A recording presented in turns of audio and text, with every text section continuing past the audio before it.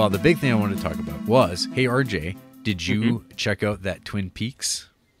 No, I've been such a hungover piece of shit. I haven't been able to watch a single thing. Oh my God. Are you planning on watching Twin Oh shit, yeah. Peaks? Yeah, I'll watch it this week. I just didn't want to watch it when I could barely fucking move because I know you might say that's a perfect time, but I wouldn't have had the attention for it. So Okay. next week. So Well, lay into it, baby. okay. So, as discussed last week, as we just talked about Roseanne, the revival of Mm-hmm. Roseanne, and I kind of had my spiel. Like, I have no connection to that material. I don't care. It's like not my thing. And then I was like, well, I also have like a lot of like caution when I go into anything that I'm like, well, I'm invested in this because I've been burned a lot. There's been a lot of series that have been revived, like in Arrested Development, for instance, that kind of like fell short. And I applied that also to Twin Peaks, where I was like, man, I don't know what people are getting so excited for. I mean, this is a guy who hasn't made anything in like over 10 years that's like of substance. And even the last thing he made, I didn't like much at all. That was Inland Empire. So I was like, oh man, this could be really sad. So Monday morning, I'm like, well, I got to watch this Twin Peaks because it's going to get spoiled for me somehow because people on social media have decided that Twin Peaks is like the new big like social media event that everyone has to participate in. And boy, RJ, it's pissing me off. I have something to say about that too. So Okay. So yeah. okay. So the thing that's pissing me off about Twin Peaks right now, the whole like new people coming to it and talking about it is these reviews of people saying it's so fucking weird, it's so fucked up, it's so weird. I have no idea what's going on. I love it. And this is kind of the way that like any creator has talked about that's considered weird, be it a David Lynch or like Grant Morrison is one of those guys that gets fall into that. And people just go on, oh man, it's so fucked up, it's so weird, you know. It's, oh man, I should be on drugs while I watch this. And that's what people always say. It always just makes me roll my eyes because I'm like, you shouldn't need any of those things. Like those aren't connected at all. So I've seen a lot of that talking about these like first few episodes of Twin Peaks. At this point I've only watched the first 2 episodes, which was like one big episode, and I've got 3 and 4 lined up because I guess Showtime put them out early online for people to watch them, but they're not airing those ones till next week. I don't know. I have no idea how they're broadcasting these. I think they're going to do another. Maybe someone said they're going to do 2 more episodes like back to back. I don't know if that's real or not, but anyway.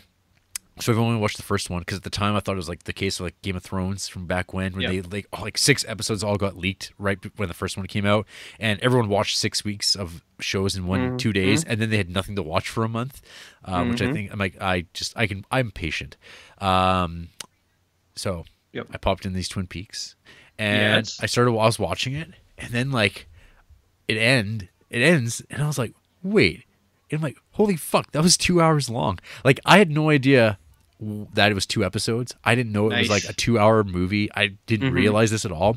And it just like, it blew by. Because I kept thinking like, oh, this episode is going kind of long. Like, I kept thinking like, oh, it's got to be an hour by now. Because it just kept going. And I was like, oh, this is great.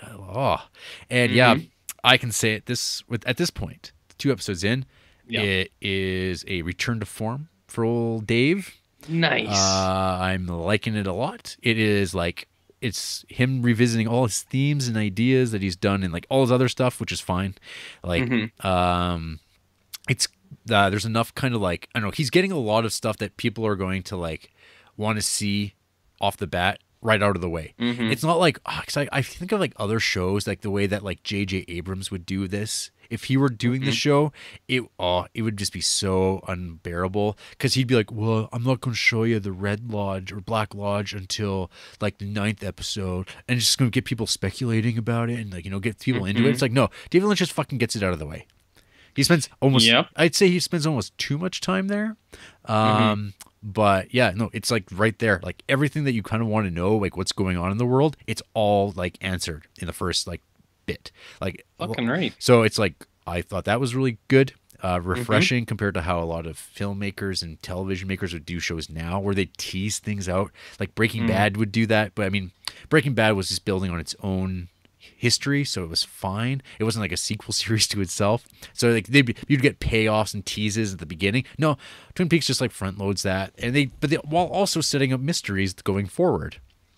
Like a good balancing act, giving fans what they want immediately, telling the story, getting people up to speed. Because hey, guess what? This show hasn't been on the air for 27 years. So like, I think it was like cool. Like, I was watching it. Like, I haven't rewatched the show in a while. It pretty well like assumes that you've at some point watched it and just says like, oh hey, remember this is what you need to know. Nice. Then of course, sounds like they hit all the right notes, man. Yeah. I mean, I'm pretty excited about what's coming up next. I might wind up watching those next few episodes here pretty soon, because everyone else seems to be watching it, and like I don't know, it's fun to talk about. Yeah. So yeah, I don't know. I thought it totally delivered. I'm like really surprised and happy. It reminded me how much I love David Lynch. I realized it's been like at least 6 years since I watched like kind of the big David Lynch movies. Like I haven't watched Mulholland Drive, Eraserhead, Blue Velvet, Fire Walk with Me for quite a while. Like at least 6 years since I've been keeping track of stuff on Letterboxd. Like the last 3 of his movies I'd watched were like was like Dune and Wild at Heart, which are all like considered his weakest movies. Yeah. Well, unless you're including the fucking worst movie ever, Inland Empire. Well, I saw that 5-hour fart. Wow, I saw that in like 2007 or 2006. Whenever it came on DVD, it was that's like 10 years ago. I just mean, do people not consider that his weakest movie? No, it depends on who you ask. I mean, there's like I don't know. I would like to rewatch Inland Empire, but like I just remember like watching it at the time, I was so disappointed because it just seemed like him doing Mulholland Drive again, but it's like longer. It's not as good looking. Yeah, I don't know. It was just super disappointing and also really long, dull. Yep. I don't know. Maybe maybe watching it again, I'll have a different view on it. But I don't know. But like I said, but all the iconic movies I haven't watched in years, so I really need to do that because he is the best. And like I watching it, I was like reminded. I'm like, oh yeah, there was like this like whole period of time where like there was people making David Lynch knockoff everything. Like everybody was trying to make a Twin Peaks like TV show, like where Twin Peaks was like a default way of describing things for like for 15, 20 years. Like anytime a quirky offbeat show shot in the mountains came out, it's like Twin Peaks. It's like Twin Peaks. There was like they still do that now because that Archie show Riverdale, yeah, that's described as Twin Peaks. Oh yeah, absolutely. Yeah. That was like, and it's funny because Shelley she's Archie's mom or something in, or I can't remember. No, I think Molly Ringwald is. Okay, who? I heard that. It doesn't matter. Anyway, so Shelley is somebody's mom in Archie. I don't know. Of course. She's probably fucking Jughead in that show. The way I've heard, from what I've heard of how they handle stuff. But anyways, we're not talking about Archie. Okay. We're talking about Twin Peaks, baby. And we're talking about David Lynch. I love David Lynch. He's great. He inspires people. Unfortunately, they make kind of not so good at things being inspired by what they think make his movies, his stories interesting. But like, I don't know. He goes back time and time again to themes that interest him and like the people visually that like interest him and just to tell a story. There's nothing like terribly new going on in this show. It's like everything he's interested in again, which is good though. It feels different and it's in the universe that I think people are really invested in. So I mean, yeah, so far so good. There's one thing that I didn't think of until I watched one of the other things I watched the last couple of days was I watched it's like The Missing Pieces, which is a hour and a half compilation of deleted scenes from Twin Peaks Fire Walk with Me. That's on the in the Blu-ray set for the television show that has the movie and it has this feature which I'd never watched before. And all it is it's just deleted scenes kind of all edited together to make a movie. It's not like a good movie. It's just watching deleted scenes, but it's like kind of cool to see more footage from that world. And you get to see these characters you didn't get to see in Fire Walk with Me. But I mean, all those scenes basically show that Fire Walk with Me is like so fucking good. It's like so well edited and put together. The idea of just making a story about Laura Palmer for the second half and like not trying to like check mark stuff with all the Twin Peaks characters and whatnot. They didn't need to do any of that. It's like it's still such a fantastic horror movie on its own. And then I was like, oh fuck, it's Michael Anderson, everyone's favorite dancing dwarf from the Red Room, and Oh, and I was like, yeah. and so I was like, wait, oh, fuck. Why isn't he in the show again? And then I remembered there was like a weird falling out that he had with David Lynch very publicly online. And so I had to look this up again. And I'm like, Yeah. oh, right. That time that he posted this like passive aggressive weird post about like David Lynch didn't threaten to have his daughter killed and hasn't banned her or blackmailed her from talking about him. And he didn't have his best friend murdered. And he didn't. It's like this weird post that like Yeah. it's so fucked up. And I'm like, oh, Yeah. that's why he's not in the show. And I'm like, oh, you fucking stupid bastard. And apparently it had a lot to do with like him just wanting more money than Showtime was willing to pay him to come back. Because everyone else kind of supposedly that's what it came down to. And then he suddenly like took it into this like public realm of like showing like David Lynch is not who you think he is. He's ashamed of his daughter and blackmailed her and blah blah blah. And he had Jack Nance killed. It's just like shut up. Oh, it pisses. Oh, it just frustrates because they had to work around it, and I didn't even realize that they had worked around it when I was watching it. And then I'm like, I realized like this morning, putting it together, I'm like, oh fuck, that's what they did. That's crazy. I won't get into details about that. We'll talk about it. Vern Troyer? No, you'll see. Okay. But anyway, it's cool. It's like I'm like it's too bad, but they proceeded. Yeah, so I don't know. It's like kind of a marvel of revival that someone can do it right. But I mean, leave it to David Lynch, a guy who knows what he's doing, who knows how to like light scenes, even when it's just television. Yeah, it's pretty impressive. I think I was like way back when they first kind of announced this was happening. I was like, oh my god, he's going to direct every episode. It's like a 16-hour David Lynch movie. It's like that's pretty extraordinary, and this could be it. This might be the end of his like filmmaking career. Is this big project? So well, he's old, man.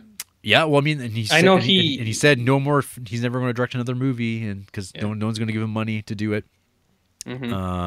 Which is like, yeah, it's depressing because like I think of like that whole era. There was like in the mid 2000s, like there's like kind of these directors like your Terry Zweigoffs, your John Waters, your David Lynches. They like just suddenly like stopped making movies, and they haven't really made much after that. And a lot of them blame the fact that there's no money being thrown at them to make stuff that the way they need to make them, which is interesting because there's still people making movies. But I mean, I've also seen like Steven Spielberg and George Lucas complain that there's like no money to make movies anymore. Oh, come on. If they don't get money, that's bullshit. Well, it's like, I mean, Spielberg continues making movies, but like he makes movies that like people don't want to see either. Like remember, God, what was it? The BFG? Yeah, BFG. And like even like, hey, remember Tintin? Remember when that was going to be like that was going to be a big franchise, and then they made one, and that was it. And like Peter Jackson, I think, was supposed to make the second one.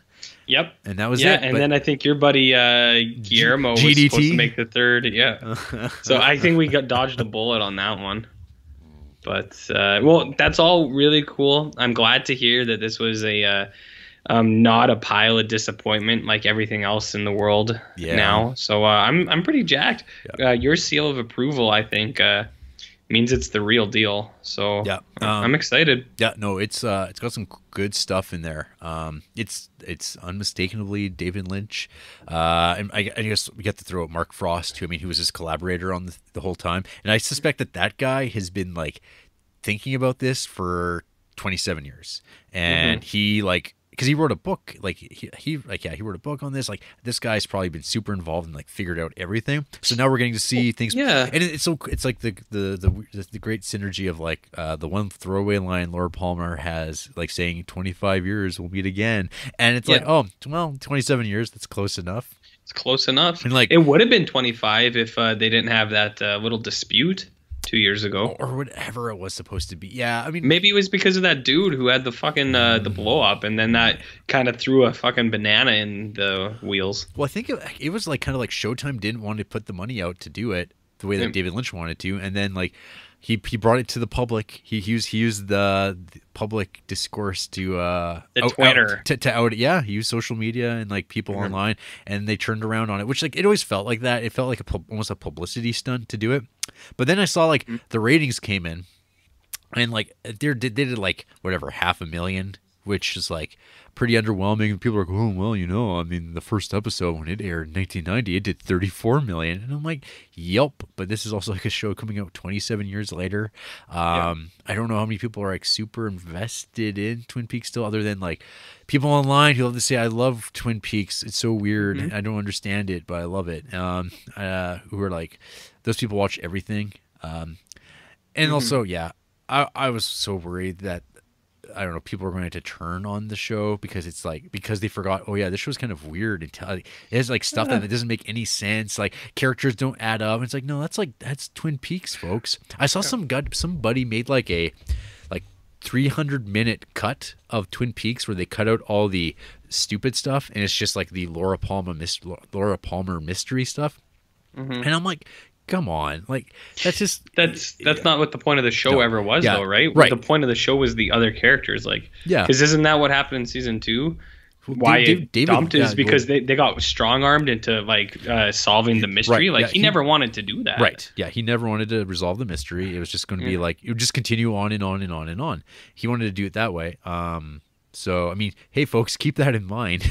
Like that's the sort of guy he is. He likes to create mysteries. He likes to create setup. Gets the people's minds going, gets them reeling, and then he just like lets things kind of go. But I mean, even like in his movies, like he's resolved this stuff. Like generally speaking, like when people talk about Mulholland Drive being so unsolvable and weird, I'm like, I don't know. Like everything's there. I remember when the DVD came out, there's like a little card that like explicitly lays out clues, and you read that, and then you watch the movie, and with those in mind, I think it's like, oh, this is like. You'll get the saddest masturbation scene of all time in this movie. I'll say this about Mulholland Drive and just David Lynch in general. Like, I don't have a hard time following his movies, but particularly scenes and images, I don't always understand. Like, I don't always understand like what certain stuff means. Right. But I mean, he doesn't either. That book you lent me on his interviews with him, Lynch on Lynch. Yeah. He's like, they asked him that. They're like, what does this scene mean? And like, I'm misquoting, but he was basically like, it doesn't mean anything. Right. He's like, sometimes I think stuff looks cool, so I throw it in there. Yep. He's like, it doesn't have to mean anything. And I feel like that's like just how he approaches everything he does. It's like, there doesn't always have to be an answer to this stuff. Sometimes you have an image for something and you really like it and you're going to put it in there. Awesome. Maybe it'll amount to something later, but if it doesn't, then whatever. Yeah. Yeah, I mean, that's him. I mean, he's pretty honest about it. He refers to things as accidents, and they just work out. And it's not like, there's like kind of a mix of intent, and then there's a mix of like, oh, let's just see what happens. He's I mean, at the end of the day, I mean, his background, he's a visual artist. He was a painter. And it's like, he just makes images, and he's like, yeah, I filmed it, and I put it in the movie. Isn't that great? And it is like, yeah, that's kind of the appeal of his stuff. He just works in a way that most people aren't able to. You got to get on his level. That's right. All right. You got to catch that big fish, just like his book about transcendental meditation says. That and the quinoa. Yeah, quinoa. So he's pretty old, but he eats a ton of quinoa. He might last a while. Yep. Well, he does so much quinoa. He's a fucking chain smoker. He hasn't given that up, I don't think. Well, the quinoa will even that out. So he's like a regular dude, I think. Yeah. That's how that works, right? Yeah. Anyway, that's the Twin Peaks talk this week. Nice.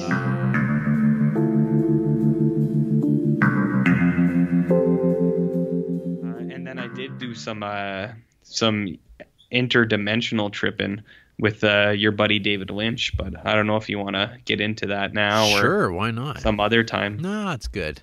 Let's talk about, now that you've caught up with Twin Peaks, The Return. The Return. So we talked about it last week, and I am totally caught up. I watched all first 4 episodes. And I've watched the last 2 episodes as well. So I don't know. We might get into some spoilers there, but I imagine it's all fine now. If people are watching it at this point, it's a few days past, and I think if anyone's actually listening to this show, they're probably watching Twin Peaks too. So I think that's pretty safe. Yeah. So my overall comments and thoughts on this show is that I think it is absolutely amazing that this is a real thing. Mm-hmm.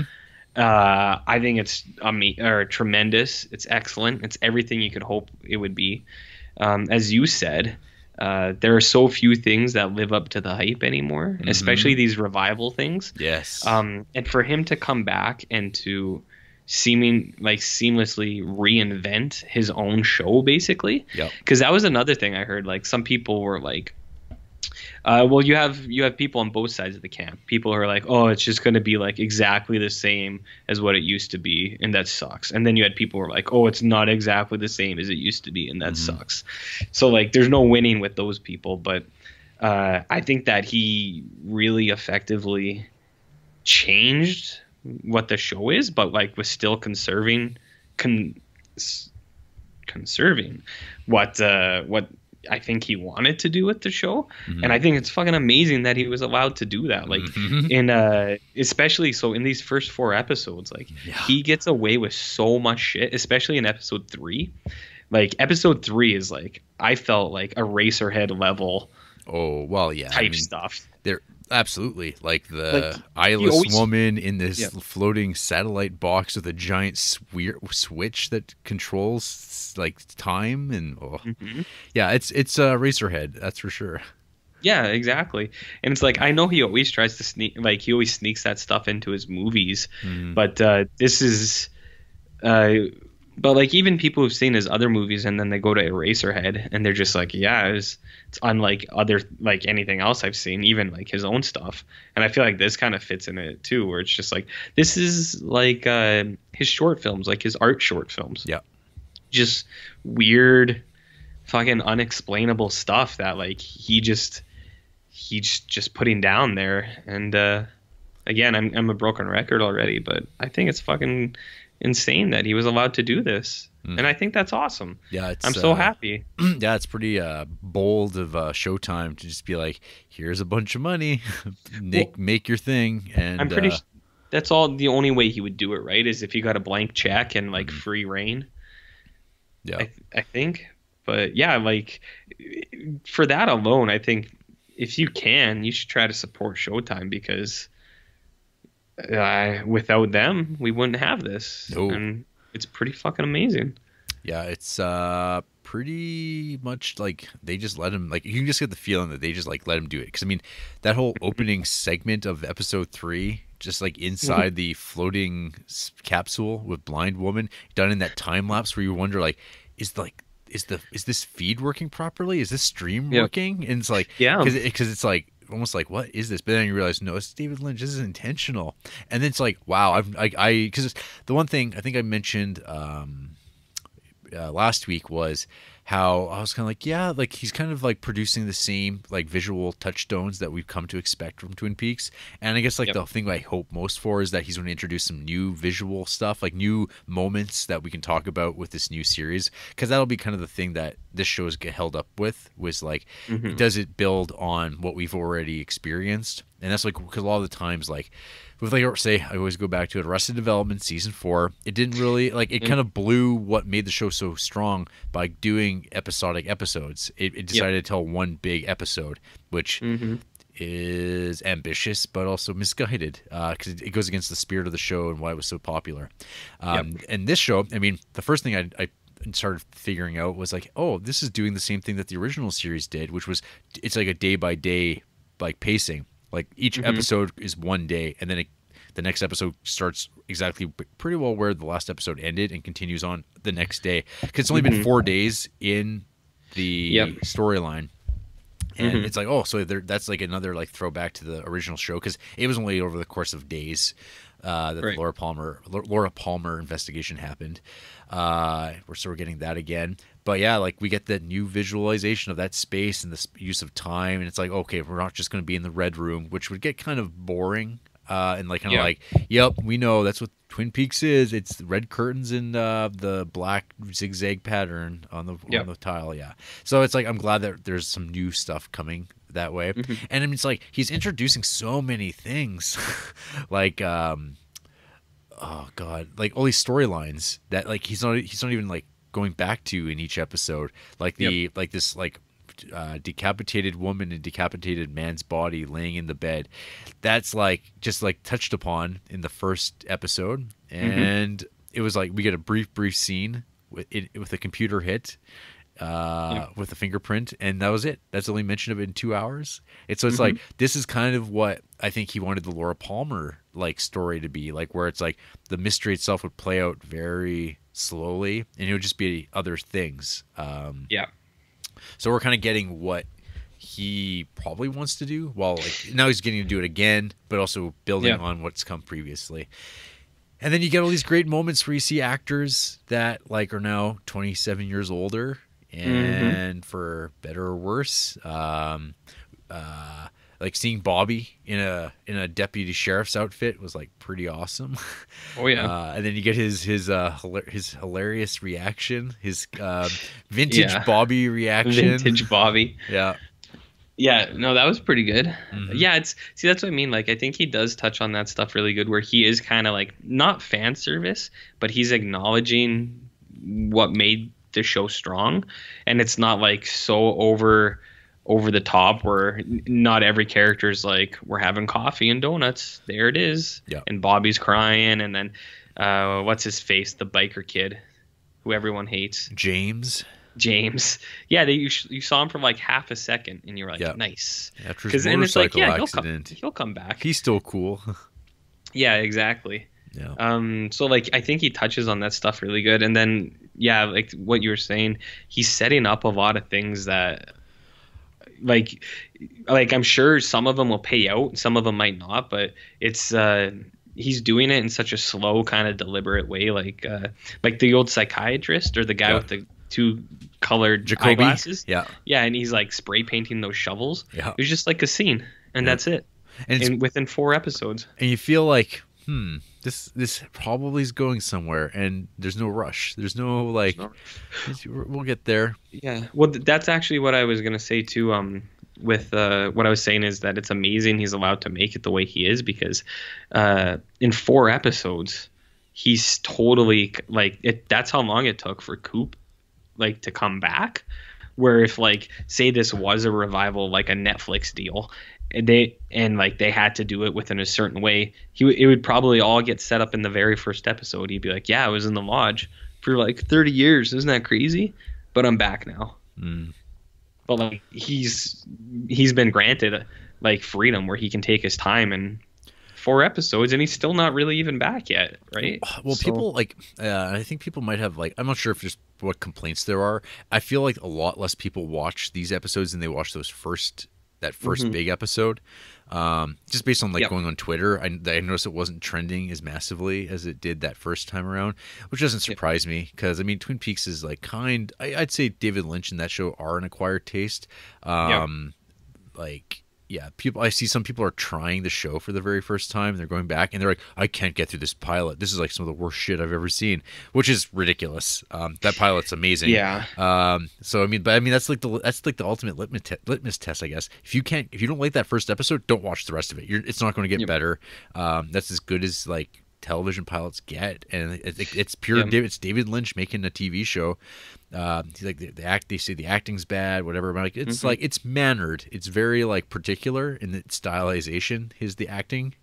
It's deliberate. Yeah, It's not like it's like that he casts bad actors. No, he's like this is the performances he wants. He wants like that. That's how David Lynch has his actors perform.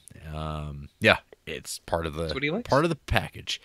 Yep. So I watched those last 2 episodes. I mean, I guess there's like the thing with like, it's kind of frustrating from a viewer standpoint, because you want to see Agent Cooper back at it, his old self, and like him doing Cooper things. But I guess like when you think back to like the previous show, characters were always kind of being waylaid in different ways. Like it was more like back then it was like everyone goes into a coma, because that's what happened on like soap opera. Yeah, like primetime soap operas, like a character would be, they're comatose and they're out. Amnesia. And I mean, it's all part of this bigger story.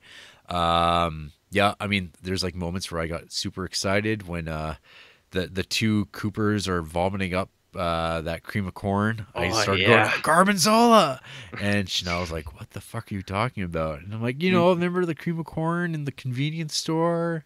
Fire Walk with Me. It's like it's evil that they eat, and remember that? So I was like, actually, this like.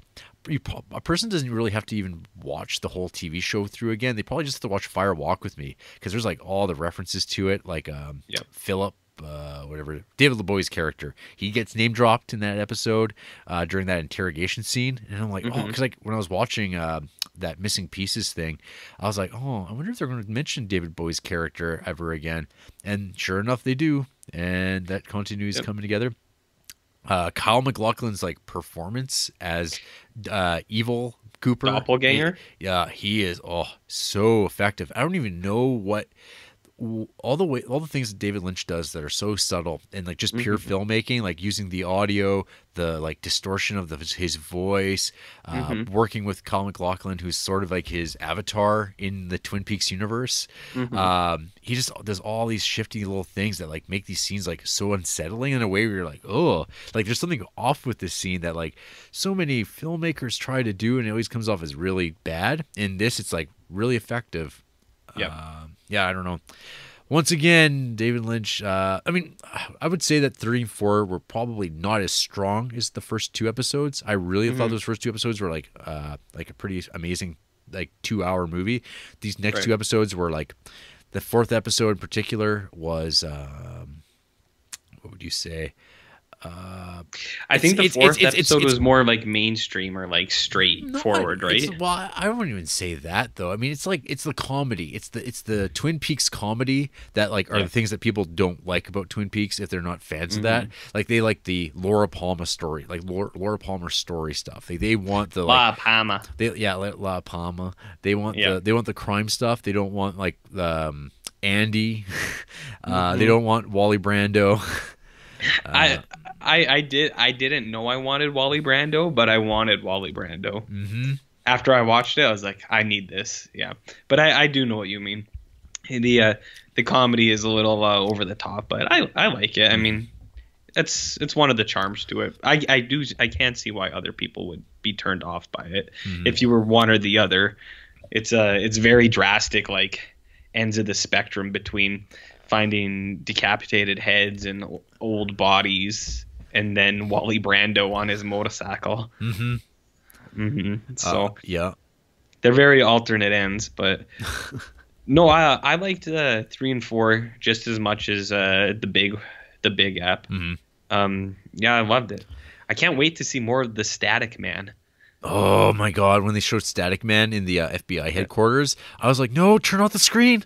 He's gonna come through, like because he's out there. He broke free. He broke free. I don't know if that's what other people call him, but that's what my name for him was. The Blur. Static Man. Yeah. Oh, that's so good. I love it. Yeah, and it's like, you know, if this was a Blumhouse excursion, oh my God, it'd be some trash. Yeah, let's just gush for a little while. How cool is it to see Big Davey Lynch and Miguel Ferreira just shoot the shit together? But then it makes me remember that Miguel Ferreira's dead. I know, but did he finish filming this? They filmed this in 2015, so yeah. So okay, he'll be anything they do with him, they'll be fine with. Okay, well at least that happened, right? It seemed like with the Log Lady, like they wrote her in the way she was, like she was already checked out, because that was her actual health, right? Not Log Lady health. No, yeah, and well, the other thing too is like, so I didn't realize that Robert Forster was in the show and that he was Sheriff Truman, and I was like, oh yeah, whoa! I'm like, then I was like vaguely remembering, like, wait, wasn't Robert Forster like the first like casting pick for Sheriff Truman back when the show came on? And sure enough, he was. So what happened to the other guy? So Michael is that the guy who had the blow up, not the little guy? No. So no, Michael Anderson, the dwarf, the man from the other place, he had the blow up, and now he's been replaced by a neuron tree. Yes. Which really bums me out that we could have had like evil doppelganger dwarf, and now we don't. Yeah. Now we get evil doppelganger neuron tree.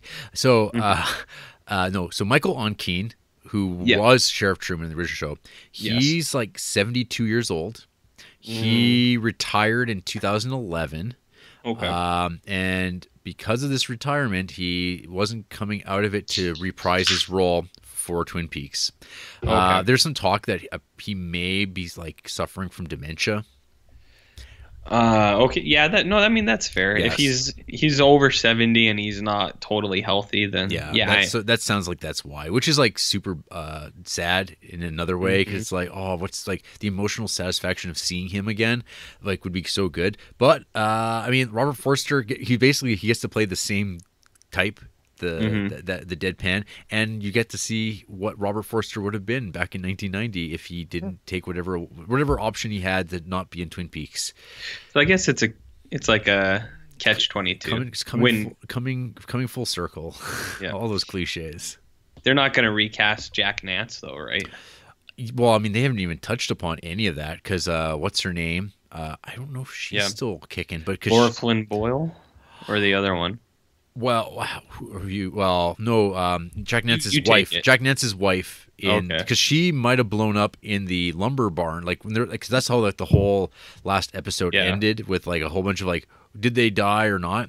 We haven't seen her yet, but I mean the mill blew up, and who knows? I mean, I can't remember if she's alive or not. Again, I haven't gone on my way to like figure out spoilers until like it actually gets addressed. I knew that Major Briggs, the actor, had died, and so he wasn't going to be around. But we get the call back to him talking about the Blue Rose and stuff like that in the space projection head. What else have we had on the show that? Well, I guess Josie. I'm not sure if Josie's coming back. But we had the brothers, Ben and Jerry, who were awesome. Yep. But then there's Sherilyn Fenn. Yep. Old Audrey, who I suspect will be where Albert knows where she drinks. I think that will be the I totally interpreted that differently. Heather Graham? No, you know who I think that's going to be? Who? Diane. You know how Coop's always like Diane. I thought because why I don't think that is because like the ongoing theory with Diane is that she never existed, because there's because in the Fire Walk with Me deleted scenes, there's a scene where he's standing at a door and he's like talking to her, but you never see her, and she never talks either, even though you should be able to hear. So I think it's like one of those things where it's like, is Diane just a figment of his imagination? Okay, I see what you're saying. I thought, now bear with me here, I thought maybe Laura Dern was going to be Diane, because Laura Dern is a big, like she's his female muse, his BFF. Yeah, they're BFS. So I thought maybe Laura Dern, because she's here somewhere. I don't know where she is. We got Naomi Watts. She popped up. We got Michael Cera. We got so we got a few Lynch guys. I mean, Michael Cera's never been in a Lynch movie, but no. Naomi Watts, we got her. So I was like, I know Laura Dern's in here somewhere, and the way he's been playing these shows, like it could be in the fucking last episode she pops up. Yeah. But I was like, maybe she'll be Diane. Well, we have Jim Belushi too coming down the pike.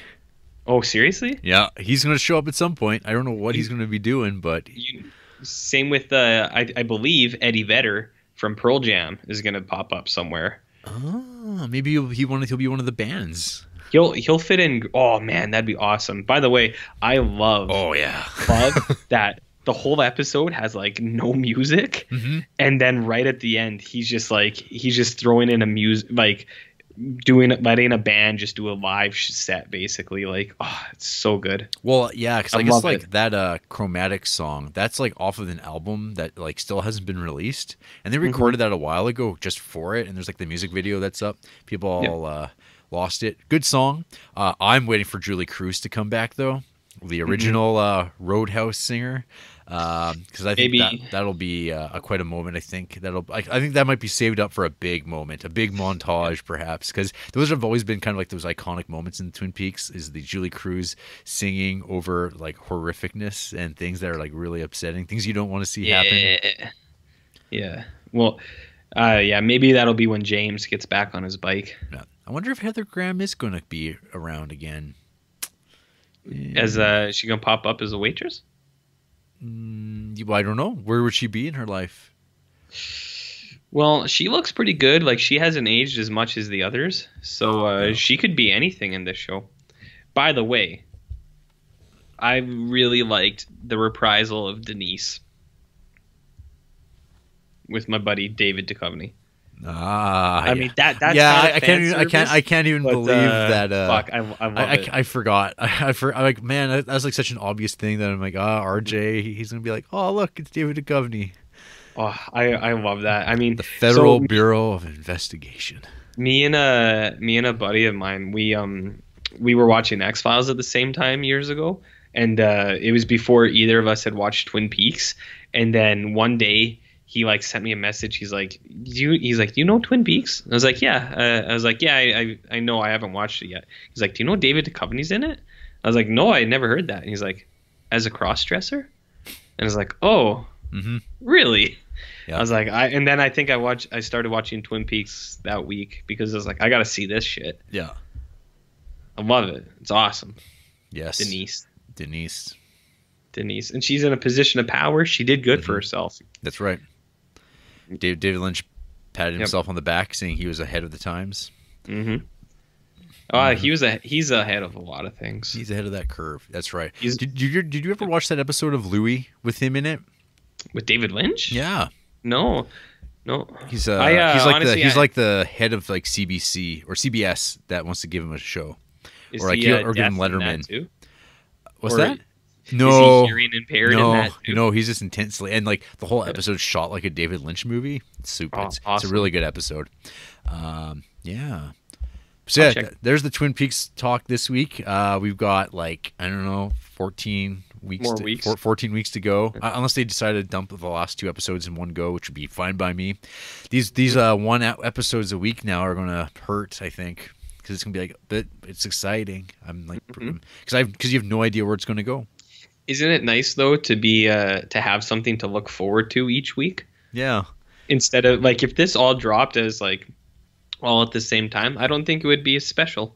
No, we would have blasted through it and be like, oh, that was that, I guess. Now we get to enjoy it, prove that the Netflix system maybe isn't the best.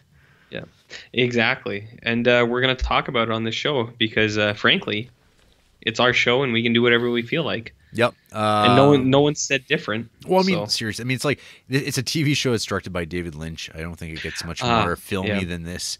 And actually, it is related because, I mean, David Lynch is a Criterion darling. And I did see two-time, but the rumor mill is that much like what they did with Ghost World, where Criterion was like sharing kind of photos from the Ghost World movie, they've been sharing some Fire Walk With Me stuff. So the big rumor is that maybe that'll drop within the collection sometime soon. Well, it all depends on who owns the rights, I suppose, right? Yeah, that would be CBS. Well, CBS put out the TV show. The movie, I don't know who to actually, because the movie's on that complete collection as it is, and it's pretty complete, and it looks really good the way it is. So I mean, the Criterion would almost be unnecessary. Like, why would you just buy the movie? Why don't you just get the show? But who knows? That's possible. I'd rather. I mean, God, Lost Highway desperately needs a Blu-ray. Like, it's never been released on Blu-ray in North America. Well, the DVD for it is like old. It used to actually only be available on a pan and scan in Canada. But there is like a Region 1 DVD of it that looks good, but it could look so much better, because that's like one of my favorites of his movies, even though it doesn't really make a lot of sense, and he made a better movie with Mulholland Drive. But yeah, well, to be very fair, all of his movies should have Criterion Blues. Sure. The finest. Ooh, actually, because Elephant Man doesn't have a blue either, and that's my favorite of his. So we need that fucker out ASAP. Because I can't even get a copy of it. That DVD is hard to track down. Oh, is it out of print? It's something like that. I remember I looked for, after I watched it, I looked for a long time and I couldn't find it anywhere. And I was like, well, that sucks. It's like, I'd really like to own that thing. Son of a bitch. So you can send your mail to Loaf in Creepsville. Send your copies of Elephant Man on Blu-ray that don't exist.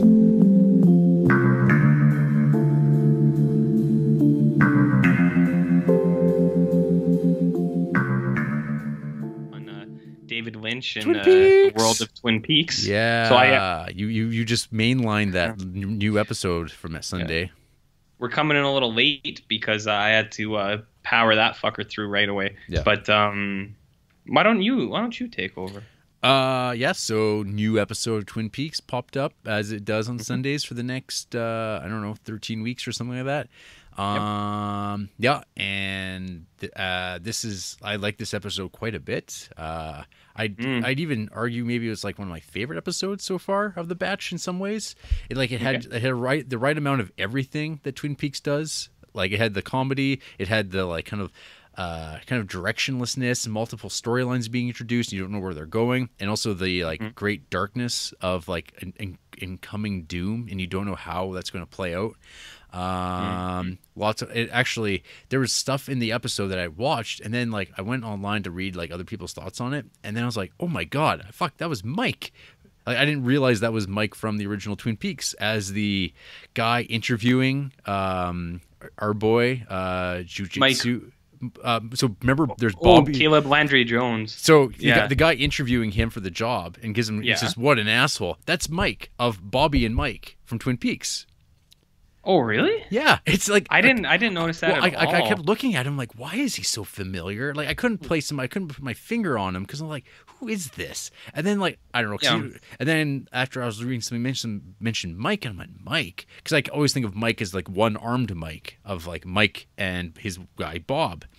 But then then I saw Mike and Bobby. Oh shit! It's like his buddy, like Donna's boyfriend in at the beginning of Twin Peaks, who were like dealing. Yeah, and I was like, shit! It's him all grown up, and it's like because you never get a name of him, you never get his name or anything like that. It's just there he is, and he gets to rip a strip out of Caleb, and so that was great. And then this show just started dropping the big movie actor cameos. Fucking right, it did. Your buddy. I squealed aloud when I saw Tom Sleazemore pop up in that meeting. Like I was like, fuck.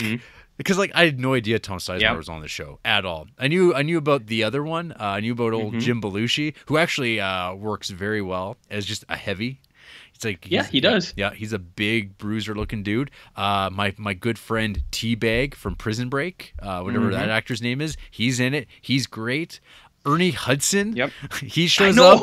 Winston. Well, I can't think. I remember his name, but he's like he was the warden on the TV show Oz as well.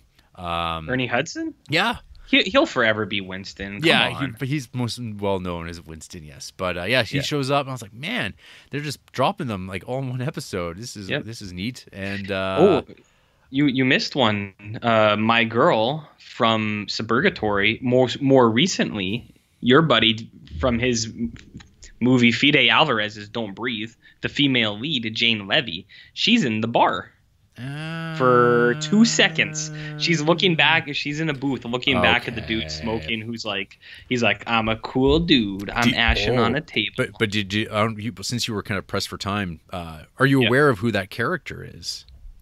I do. I'm not. Of this, I don't think of this man. So was there any indication of who he was in the credits at the end? When they're doing the scroll over Cooper, just looking at the base of the statue, that actor's character's name is Richard Horne. So this would lead me to conclude that I guess would be Audrey Horne's son. Audrey Horne's son. Yes.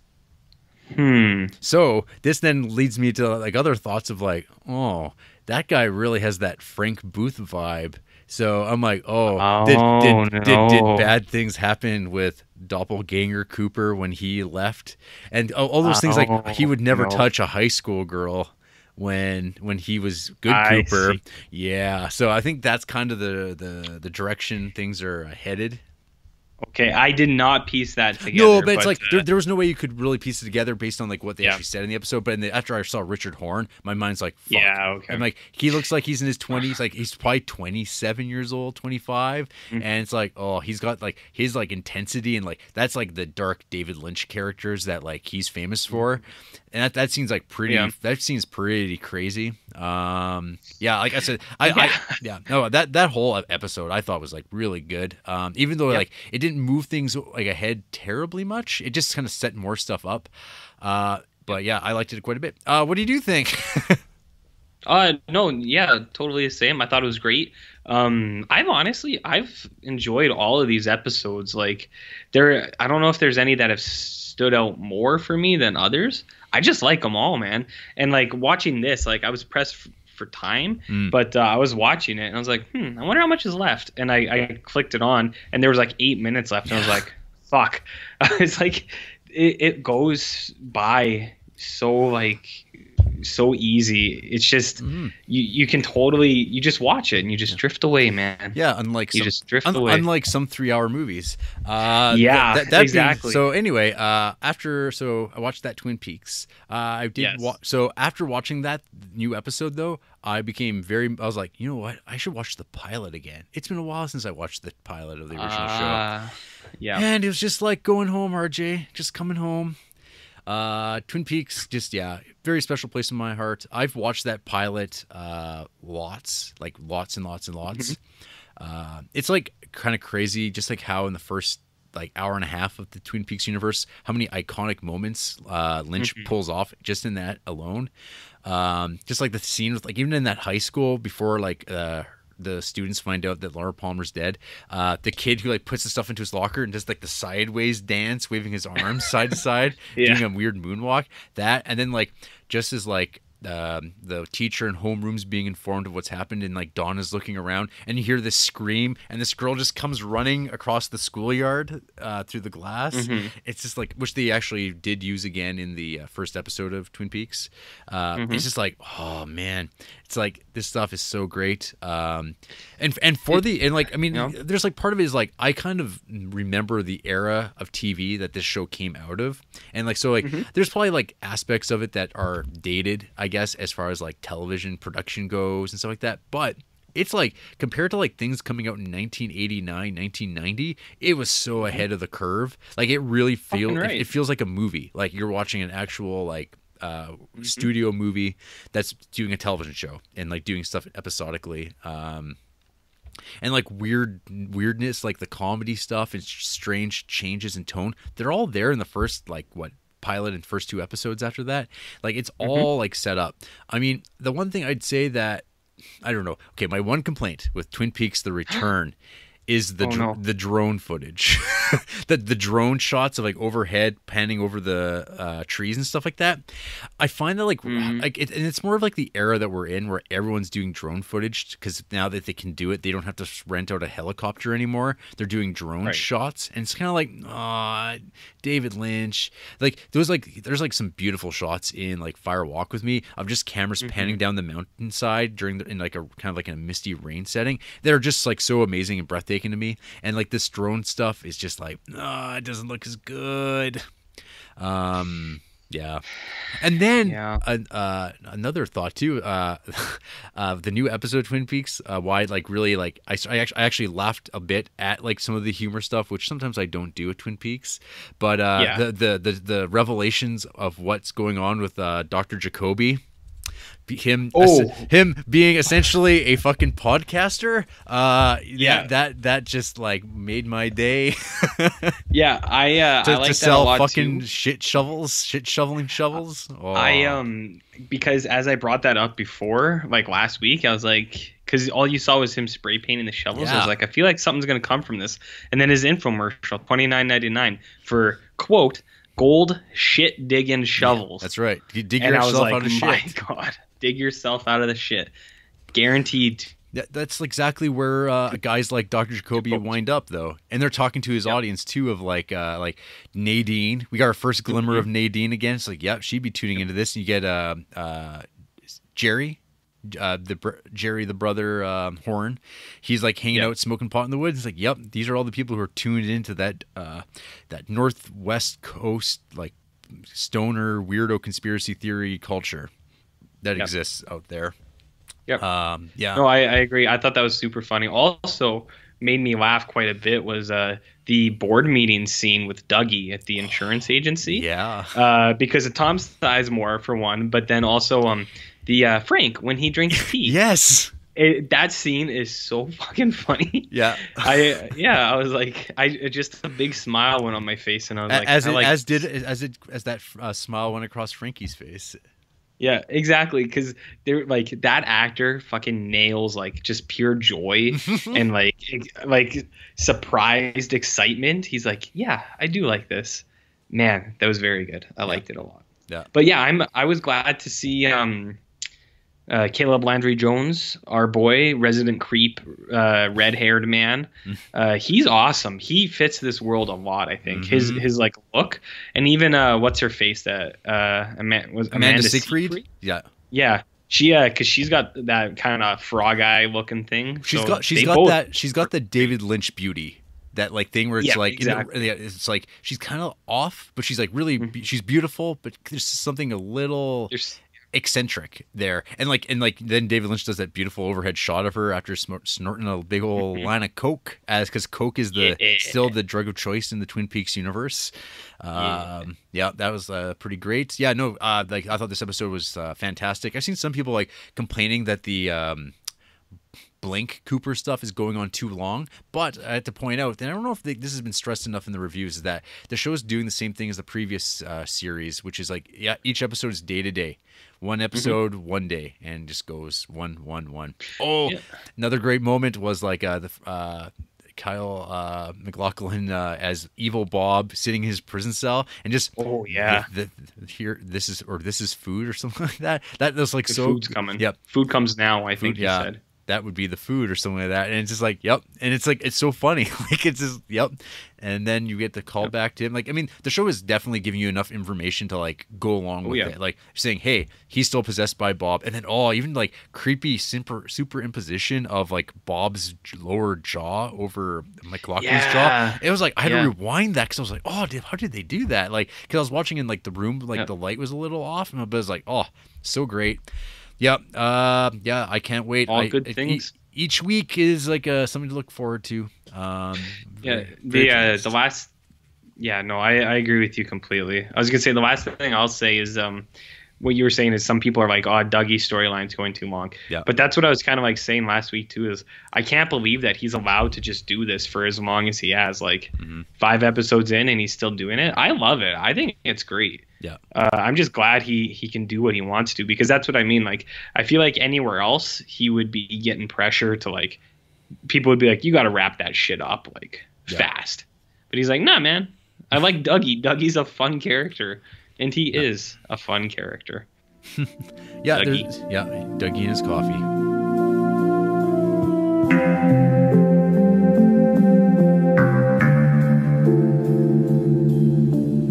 So you watched Twin Peaks? I did. Yeah. I'm a semi-regular now. Nice. And you're still watching these on your own? Andrea actually saw some of it, and she's like, what's this? I was like, it's Twin Peaks, baby. But if she's going to watch it, I think we'll have to go back to the start and do it right. Oh, yeah. No. I wouldn't just drop her in halfway through. It'd be so pointless. I mean, I kind of like, when I've been watching the show, I've been thinking about it as like, well, I think of this as like season 28, I guess. Like, it's like, imagine I kind of imagine the show has been going on for 28 years, but we haven't watched it, and now we're just getting caught up on it. And so like stylistically the show has changed from what it was in 1990, and now we're getting like, this is the modern version of it. Like, the storytelling is kind of like way looser and broken down, and it just assumes that you're kind of caught up with it and you're just going with it. But it also realizes that you haven't watched those like intervals at all. Like, you're just like coming into this new, and it's like, oh yeah, like you've seen a lot of Coop in this time, so you don't have to see him all the time, or now you see him broken down and stuff like that. With this new episode, like, man, stuff with like Dougie, it's like really like tough to watch because it's like so sad. Fuck yeah. Yeah, it's like brutal. I'm like, fuck. It's like he's just broken, and like just like he can't do anything about it. Like, because I mean, Chanel and I were talking about this, and how like, because essentially Dougie was this like, they haven't really explained what Dougie is. Like, is he actually a human being, or was he like this trap that the forces of evil in the Twin Peaks universe have created to basically trap Cooper from like taking over his own body, I guess. Like in taking whatever they call Mr. C, and taking over that body, I guess. And so they haven't really. I doubt they're going to explain any of that, because who ultimately cares? It's all very symbolic the way it is, but that's good postulating. Yeah, like this is like I mean that's like I think I don't even think it's postulating. I think they laid it out pretty, because like the idea is like they created a body that when Cooper comes through, he doesn't show up into Mr. C's body, he goes to the Dougie body, and in the meantime the Dougie body has been used, I think, for like crimes when Mr. C can't be there, so they've just been using it as like a vacant body that they can just occupy to commit horrible things. Sure. Because there's like the one comment that like the Naomi Watts character mentions about like, oh, you're having one of your blackouts again, or your episodes again, and it seems like no one seems to be really that like concerned with the fact that like this man seems to have had a stroke. Yeah. And which is fine. Like that's like this universe where people don't give a like there's a disconnect there. Yeah. But he's getting shit done though. Yeah. He provided for his family, and he cracked the case at the insurance firm. So he's really doing stuff. Make sense of it. So why would you question it? You know? But no, I agree with you. It is so hard to watch sometimes. Like it wasn't this episode, but last week, when Naomi Watts is driving him, and he's just staring at Sonny Jim, the boy. Yeah. Their boy, and he just like a single tear comes out. He's just like looking at him. You're just like, man. Yeah, it's before he gets into the car, right? Yeah, he's just sitting there. Yeah, but in this episode, there's just like this, like he's like totally like hopeless, like he's helpless, like he can't do anything about it. But he seems like he's starting to like snap out of it. I'm assuming that we're going to see Coop back like normal by the middle of the season. So we're 2 episodes away from that. But we also got now the little man. That guy was so fun. I love his theme song. Yes, he has a theme song. So that guy shows up, and I was like, kind of like, oh, okay, Hitman. Like David Lynch likes Hitman a lot. Like they show up in his stuff all the time, it seems. But this one, like I didn't know. Like I just started laughing, and then he just started fucking brutalizing this woman with an ice pick, and I was like, oh, but like I still was laughing because just like how like abruptly violent it was, and I think they set you up for that though, because just before it happens, that fucking song plays, and then you see him running down the fucking hallway. It's hilarious. But it's like, oh shit, what's he gonna do? And then oh, he's just going to murder her. And then, oh, this woman saw him. He's going to murder her too. And he's upset that he bent his ice pick on their bones and ground. Yeah. So that was good. And then there's, I guess, like the 2 big beats in this were the continuing adventures of unnamed Richard Horn, and his his drug dealing exchange with another criminal scumbag. And it just reminds me of how good David Lynch is at like creating criminal psychopaths, and like just I don't know. There's like they're not super articulate or smart and like talking wise like you would in most movies. They're like, I don't know. There's like an intensity and like kind of irrationality that also I think creates a bigger sense of violence happening at any moment. So the scenes just have like a real sense of like, I don't know what's going to happen, and that's really scary. And like, I don't know, RJ, how many dealings you've had with the underworld, but whenever I've like, I don't know, kind of come into any proximity with like these types of people, they kind of have this vibe to them that's like, I don't want it. Like they're like trying to be, they actually try too hard to be nice and normal when they're talking to civvies. And so like, this is like how they talk with one another. And it's like, yeah, it doesn't make any sense. Like it doesn't make sense to, I think, a regular person, why people would become involved in the crime in this particular level and this violent and stuff like that. So I think it's an interesting thing that Lynch has done, like since like Blue Velvet, Lost Highway, to depict criminals as like they don't make sense in a conventional way, but it makes sense within their own world, even when they do magic tricks with nickels. Well, next time I re-up from my supplier, I'll bring you along to see to get the legitimacy out of it. I know what you're talking. It's just another thing he does so well. So great. And hey, I don't know if you caught this, but here's a hot take for you.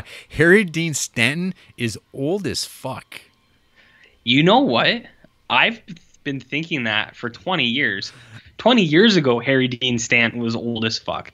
Now he's old as fuck. And in 20 more years, he's going to be old as fuck. Yeah. He's going to live forever.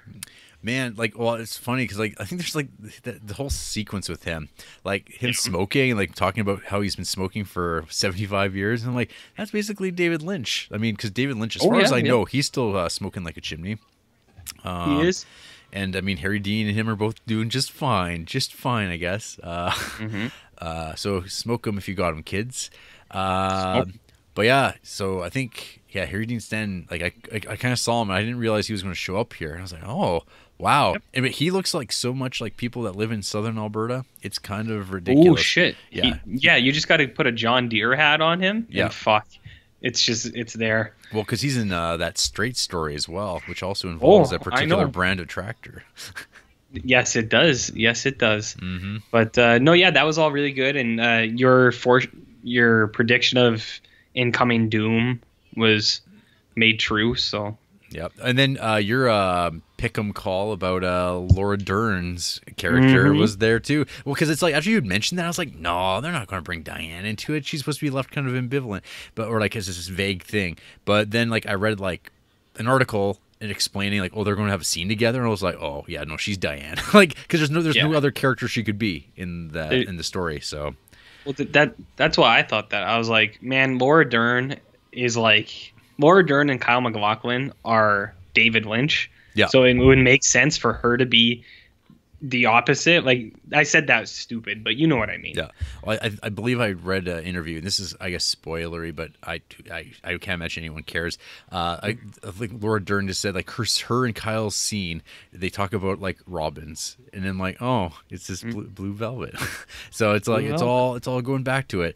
And full circle. Yeah, that's what it is. This is about just seeing the ravages of time. There's like that great shot of the kind of the boss of the insurance company that Dougie works for, and like you see him standing beneath like the giant print of himself, like in his youth as a boxer. And again, it's just like this like weird contrast of like, oh, that's what he used to look like, and now he looks like this, and like what's happened. And it's just like a reflection again of this whole world that's being built up week by week. It sucks that we only get 12 episodes more to go, 12 more hours, because like I don't know, it's I just love watching it, even though like I'd say this may be like not like a super strong episode. Like there wasn't like a lot of like whoa big moments other than we got Diane, and but I mean that's all, it's all set up. It kind of feels like the next series of setups are happening right now. They did set up a lot of stuff though. I mean, you had the coke deal gone, or the drug dealer guy. Because there was that whole scene with the lady eating pie. She saw some stuff. That'll be a big setup. We got Diane. We got the little man. We got Hawk. He was finding some stuff. Chad. We got fucking Chad. Yeah, so there was all sorts of setup stuff. We'll get there. But no, I agree with you. It's not the most standout one. Yep. But it had Diane in it, so I think they knew it was a slower ep, so they're like, let's throw some more shit in it. And Ice Pick. Yeah. And that also sets up that, oh man, Ice Pick's coming for fucking Coop, and Coop is in no position to defend himself. He's coming for Dougie. Yeah, Big Doug. Yeah, no, I hear you. I feel you. Good. I was gonna say something. Oh yeah, I was thrown off by fucking Diane's hair. Oh yeah, that was not the hair I thought she would have. No. So I don't know what that's all about. Wig, disguise. That's what I thought. Yeah. Maybe she's undercover. Maybe. So yeah, that Twin Peaks is still trucking along.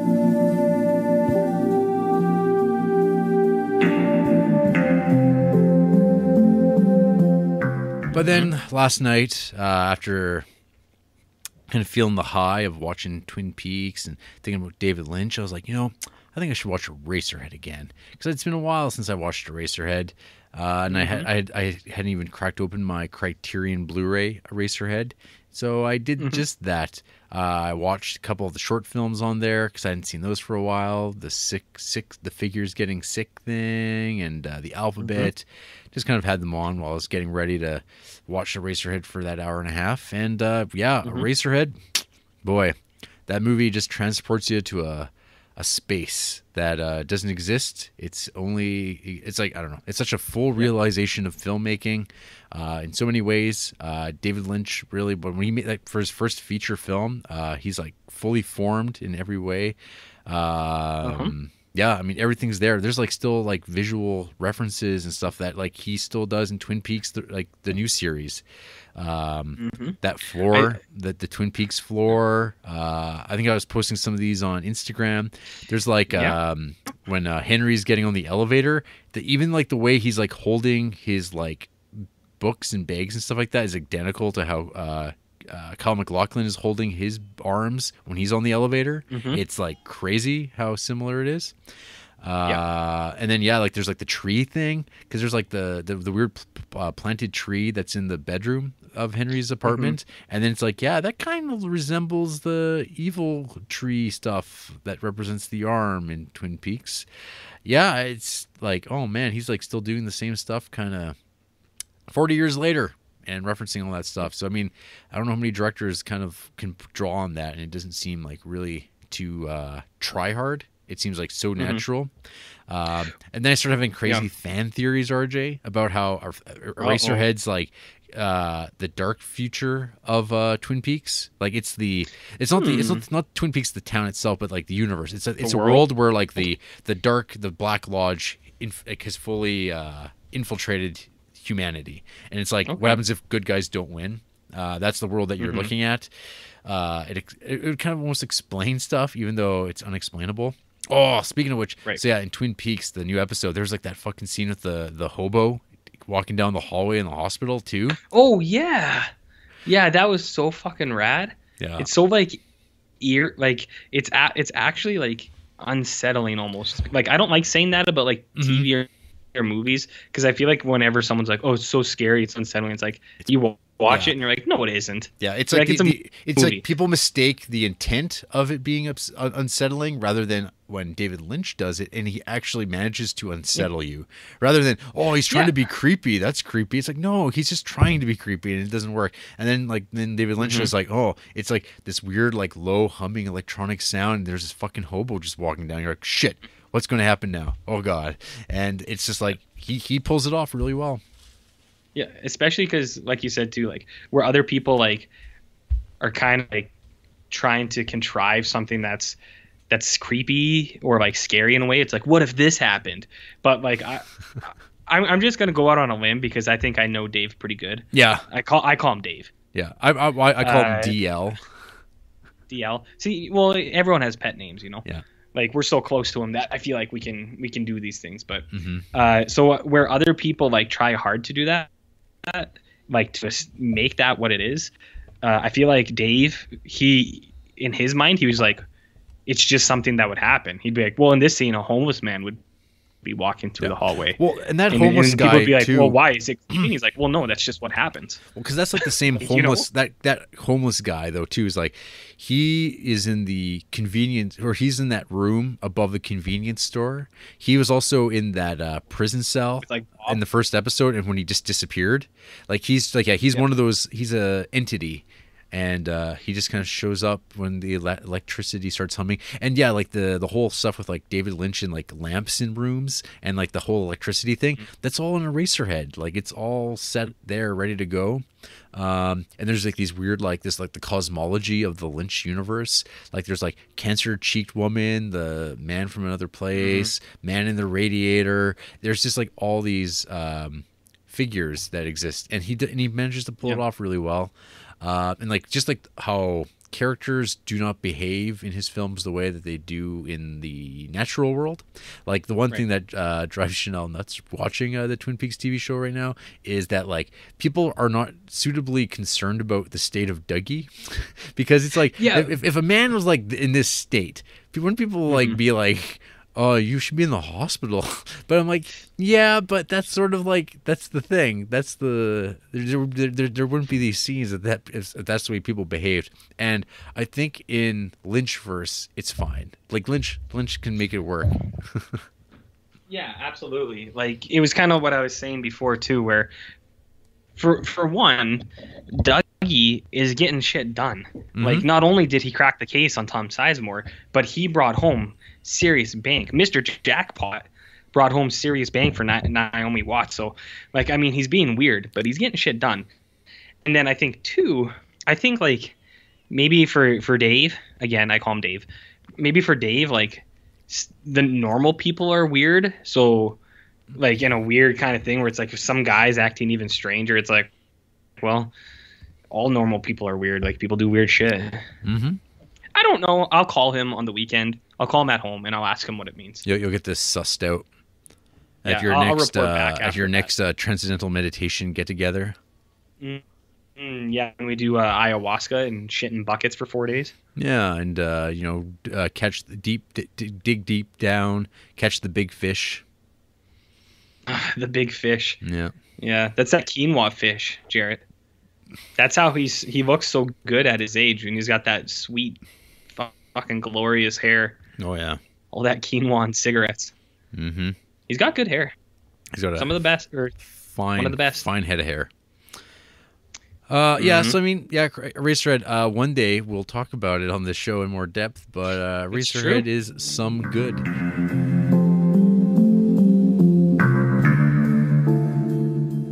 And then I did our weekly creep, our customary creep this week. This will be our crossover. So RJ, I'm guessing that you're alluding to having watched Twin Peaks: The Return Part 8 that aired on Sunday this week. The infamous Part 8 that shook the world. Yeah. So I had started seeing people like posting about Twin Peaks all of a sudden again, because I'd say that the last like 6 weeks it had really died down on Twitter. It seemed like all the big interest that the show had in that first 2-hour episode they did was not there the following weeks, mostly because they had pumped out all the first 4 episodes on the first night, and a lot of people just binged it and watched it all, and then they talked vaguely about it and not too specific terms, and then but no one talked about the show for 3 weeks, and then when it came back, it seemed like people weren't posting about it too much. But then I saw like a ton of people posting about 8, and I was like, oh, I guess I should get this out of the way before someone like accidentally spoils something for me, like without me like expecting it. So I went out of my way to watch that episode, and I watched the hell out of that thing, RJ, because yeah, it's weird. Like, so as you know, and people who follow me on Letterboxd know, I've been in the midst of a David Lynch rewatch, starting with Eraserhead the other week, and then I've been continuing on with it. I've watched Elephant Man, Dune, Blue Velvet. I finished watching season 1 that I'd started a few weeks ago, and I'm starting season 2 now, building up to Firewalk with Me. Then I'll finish off the last 5 of his movies. Yeah. And I've just been reminded how much I love David Lynch stuff, just between like the TV show and like watching his movies again that I hadn't seen in years and years. Like just how much Blue Velvet makes me laugh. Like everything about like Frank Booth is just like, anytime Dennis Hopper's on the screen, I'm just like giggling. He has one of my favorite lines in any movie I've ever seen, when he goes up to Kyle MacLachlan, he's like, what kind of beer do you like? And he's like, Heineken. And he's like, Heineken? Fuck that shit. Pabst, Blue, Ribbon. Yeah. And he's doing like finger jabs at him and stuff. Oh my God, I love that. Yeah, baby wants to fuck. I love it. I think the thing that like I was laughing the most at was like the end of the movie where it's the climax, and Kyle MacLachlan's hiding in the closet, and then like he tried to leave, but then Dennis Hopper, wearing the clear plastic mask disguise or whatever it was, he just appears, and he goes and hides in the closet, and then Dennis Hopper arrives, and he's just like, you forgot about a police number, you idiot. Just his like verbal berating him.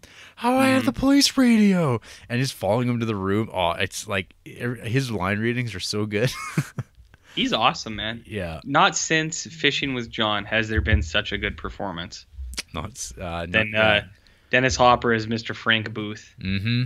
Yeah, and our main man, Brad Dourif, is in Blue Velvet even. He is. Rules. Yeah, Jack Nance. And those Jack Nance and Brad Dourif also appeared in Dune. Oh yeah, that's true. Yeah, they got some wild hair in that bad boy. Yeah, they're baddies. They're Harkonians, which are actually probably the most Lynchian of the groups in the Dune movie. What about those sandworms? Sandworms are pretty cool. Yeah. So yeah, I don't know. I'm not sure how much we want to talk about Lynch at this, or these movies I've rewatched, but it's up to you. Yeah, I think Dune gets a tough rap.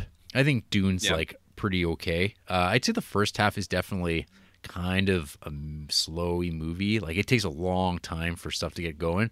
But Right. I had the experience of like I started watching it quite late, and then like halfway through I was just like, oh, I'm going to fall asleep if I continue watching. So I stopped, picked up back in the morning, and the second half when I picked up back in the morning, I enjoyed immensely. I thought like it's just like there's so much cool visuals and actually the funny thing is I didn't realize was Brian Eno actually did one of these songs in Dune, just like the prophecy theme or something like that. Right. And most of the score was done by the band Toto, doing its first and only movie score. But sadly, it does not include Africa. Yeah. It would have fit though. Totes. Totes. And then Elephant Man is pretty good. It's a pretty good movie. That's my favorite Lynch movie. Yeah, it's interesting because the movie's like very unlynched too. Like it's a pretty straightforward movie. Almost probably as straight as The Straight Story. Ooh shit. But gross. Yeah, and then Wild at Heart is still like amongst my least favorite of his movies. Yeah, there's something off about that movie. Like, because usually with the Twin Peaks movies or like Twin Peaks movies, the David Lynch stuff, they're kind of, even if like the world's kind of hostile or horrific or violent, it's a place that I enjoy spending time in.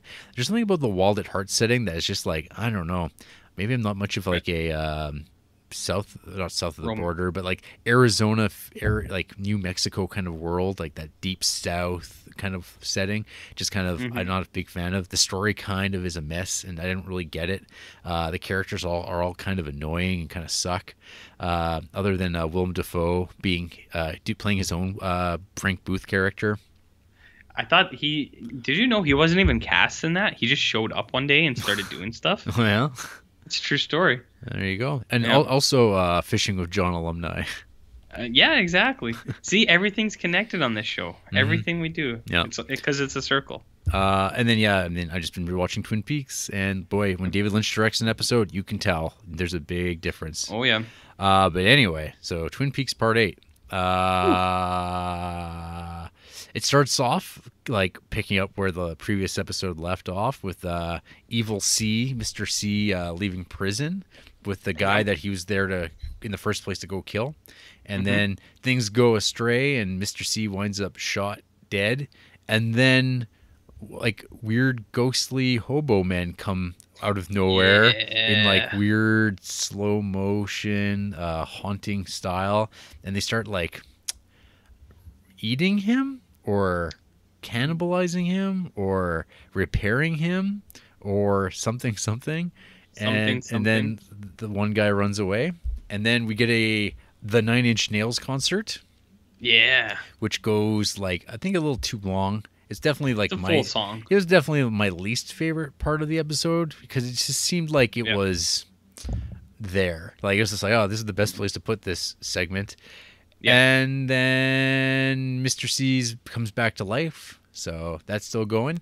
And then the rest of the episode is this, I guess you could call like J.J. Abrams / Damien Lindelof style like mythos dump of information, but via like the filter of David Lynch, where the birth it's like, of evil. It's the most like it's probably as much information as you're ever going to get on the Black Lodge stuff and like the whole people like spirit world and what the hell is going on. But it's like you don't get any answers at the end of the day.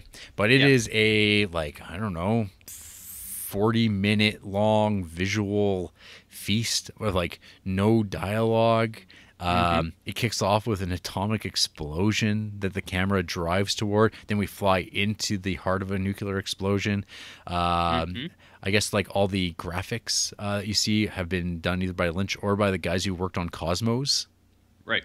So you get a lot of explosions and implosions and atoms being split, all that sort of visual flair. And then you get to see a convenience store and hobos again, and then we get to see the giant. Right. We get to see a fat lady who I believe has not sung yet, and that's my hot take. And then we see a giant blowing out space dust that turns into an orb that has Laura Palmer's visage in it that gets sent to Earth. And then we get a second segment that's kind of like a throwback to 1950s science fiction movies. Yeah. Including like digitized voiced horror hobo men pulling like Lucio Fulci style head grasps that just cause people's heads to cave in. And yeah, I don't know. Oh yeah, and then of course obviously there's kind of the frog, reptile, insect, rabbit thing that you see crawl into someone's mouth. If you've been following Instagram, I went a little crazy posting, comparing contrasts and finding visual similarities in David Lynch movies all weekend. And of course, like one of the things I noticed was like being in a bed is like one of the worst places you could be in a David Lynch movie, and this episode showed that once again. Do you think he's trying to make a metaphor for like the security of like being in bed and sleeping, or the false security? I think he might be, RJ. I think he might be. Nice. You get him, Davey. Yeah, and he likes floating people. He likes bad things happening in beds. Yeah, there's a lot of stuff going on in those flicks, and it's just incredible how much of this episode like comes back to Eraserhead, because like there's like this one shot of like this weird floating kind of reptile thing in the blackness that like shoots out its intestines that has a bob orb in it. Yeah. And I'm like, oh my, that little floating reptile-y thing, that looks exactly like a grown-up version of Henry's baby in Eraserhead. Oh, Jarrett. See, that's why we do this show, so you can have the insight like that. Well, I've been like, I have it like on my iPod ready to be posted, but I don't want to be that guy spoiling stuff on Twitter and people will accidentally come across it, because I'd prefer people go into that episode not knowing at all what's going to go into it. And so here we are talking about it. I think it's been enough time. It's been 4 days. I'm going to give you the green light to just go ahead. But no, I didn't even piece that together. But maybe your prediction about Eraserhead being the possible future of the Black Lodge taking over, maybe that's got some holds water. See, I don't think that's where they're going, because there's weird visual stuff. Like, but that's like a what if. Yeah, this is like, 'cause I mean, timeline wise, I'm not sure how that would all work out, but there's some straight like.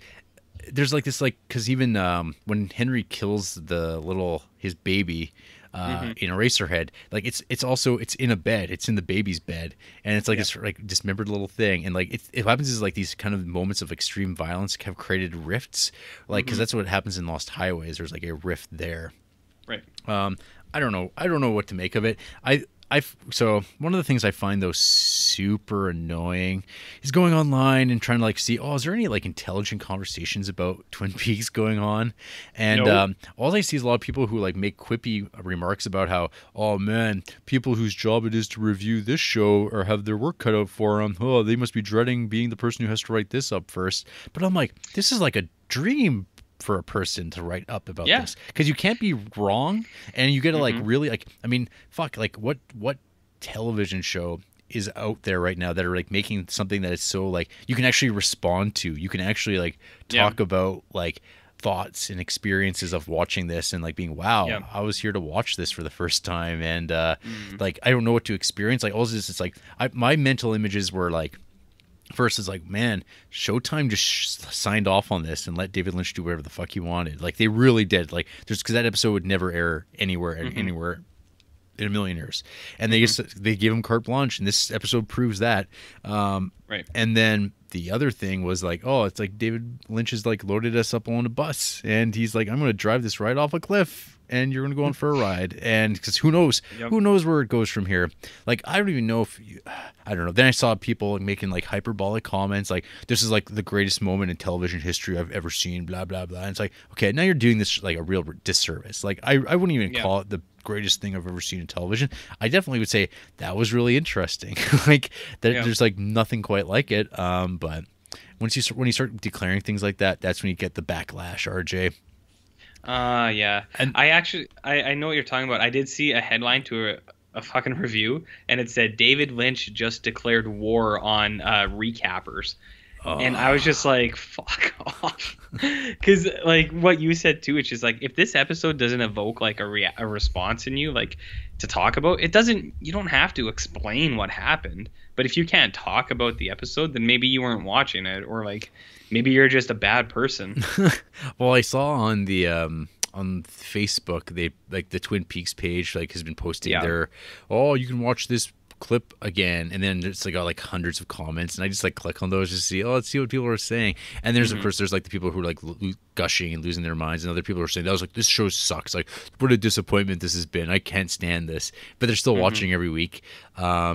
And then there's people arguing, and there's like one woman that just kept going around saying, I feel like it's too drug out, it just drags on. And I'm like, well, come on. Yeah, I mean, like, if someone was to come up to this and say, oh, it's a little indulgent, I just laugh at them. I'm like, oh, well, of course it is. Like, it's super indulgent. Like, that's fine. I mean, does it work? I mean, I don't know why people want this like crisply edited stuff all the time. I mean, if you do, you could go back and watch like older David Lynch stuff, which are actually really tightly edited. Actually, I'd say he's like historically speaking, he was really good at editing. I think now he doesn't care about it so much. I think he's fine with like some experimentation and like being a little bit looser with it. I've talked a lot about this episode. So what did you think, RJ? What was your experience watching this episode of television? Single greatest moment in television history. And I'm saying that with an underbite. Ooh. No, I loved it, man. I thought it was a great fucking episode. Yeah.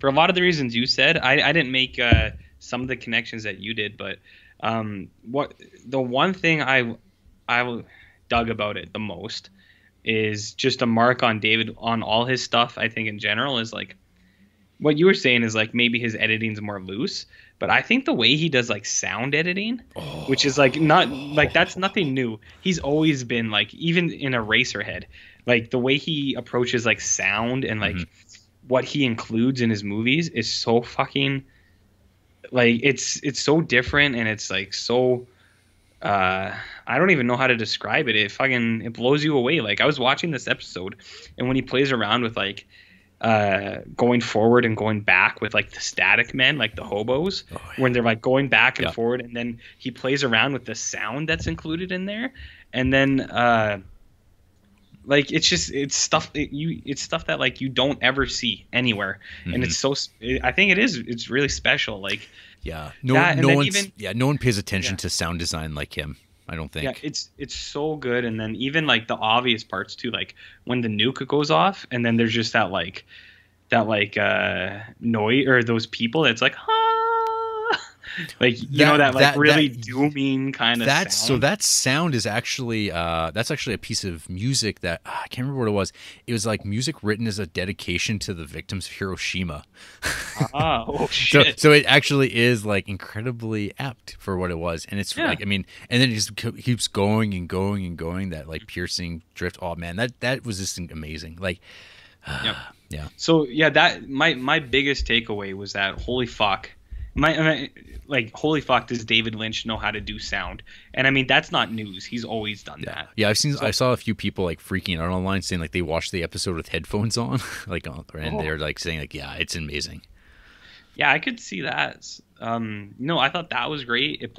And it's like, often the case with David Lynch is like his stuff plays out like horror, like the way, like it's that slow build up to things, and then you get hobos fucking crushing people's skulls with their gross hobo fingers. And then you got the people in the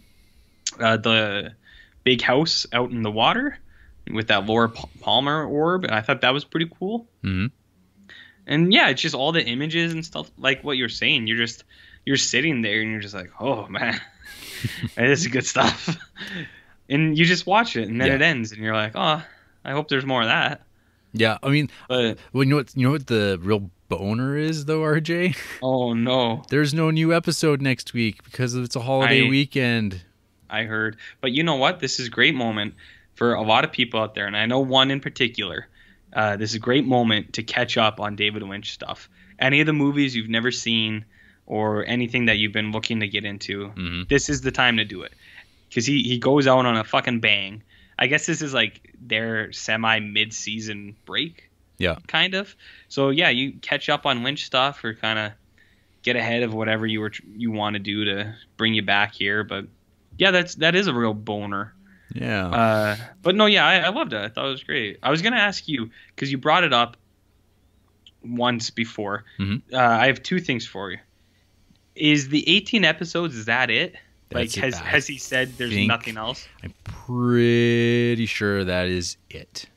Because if he ends it, I'm sure he'll end it on like the way he wants it to be, and like I wouldn't really expect anything else. I just wasn't sure. And then I was also gonna ask, do you know how well it's doing? Okay. Like with Showtime and all that, like are people actually subscribing to Showtime? So I was looking at this, and it was on Wikipedia and their ratings. So like the first two episodes, they aired at the same time, and they did like whatever, like a 0.5 rating, which I think for Showtime is fine.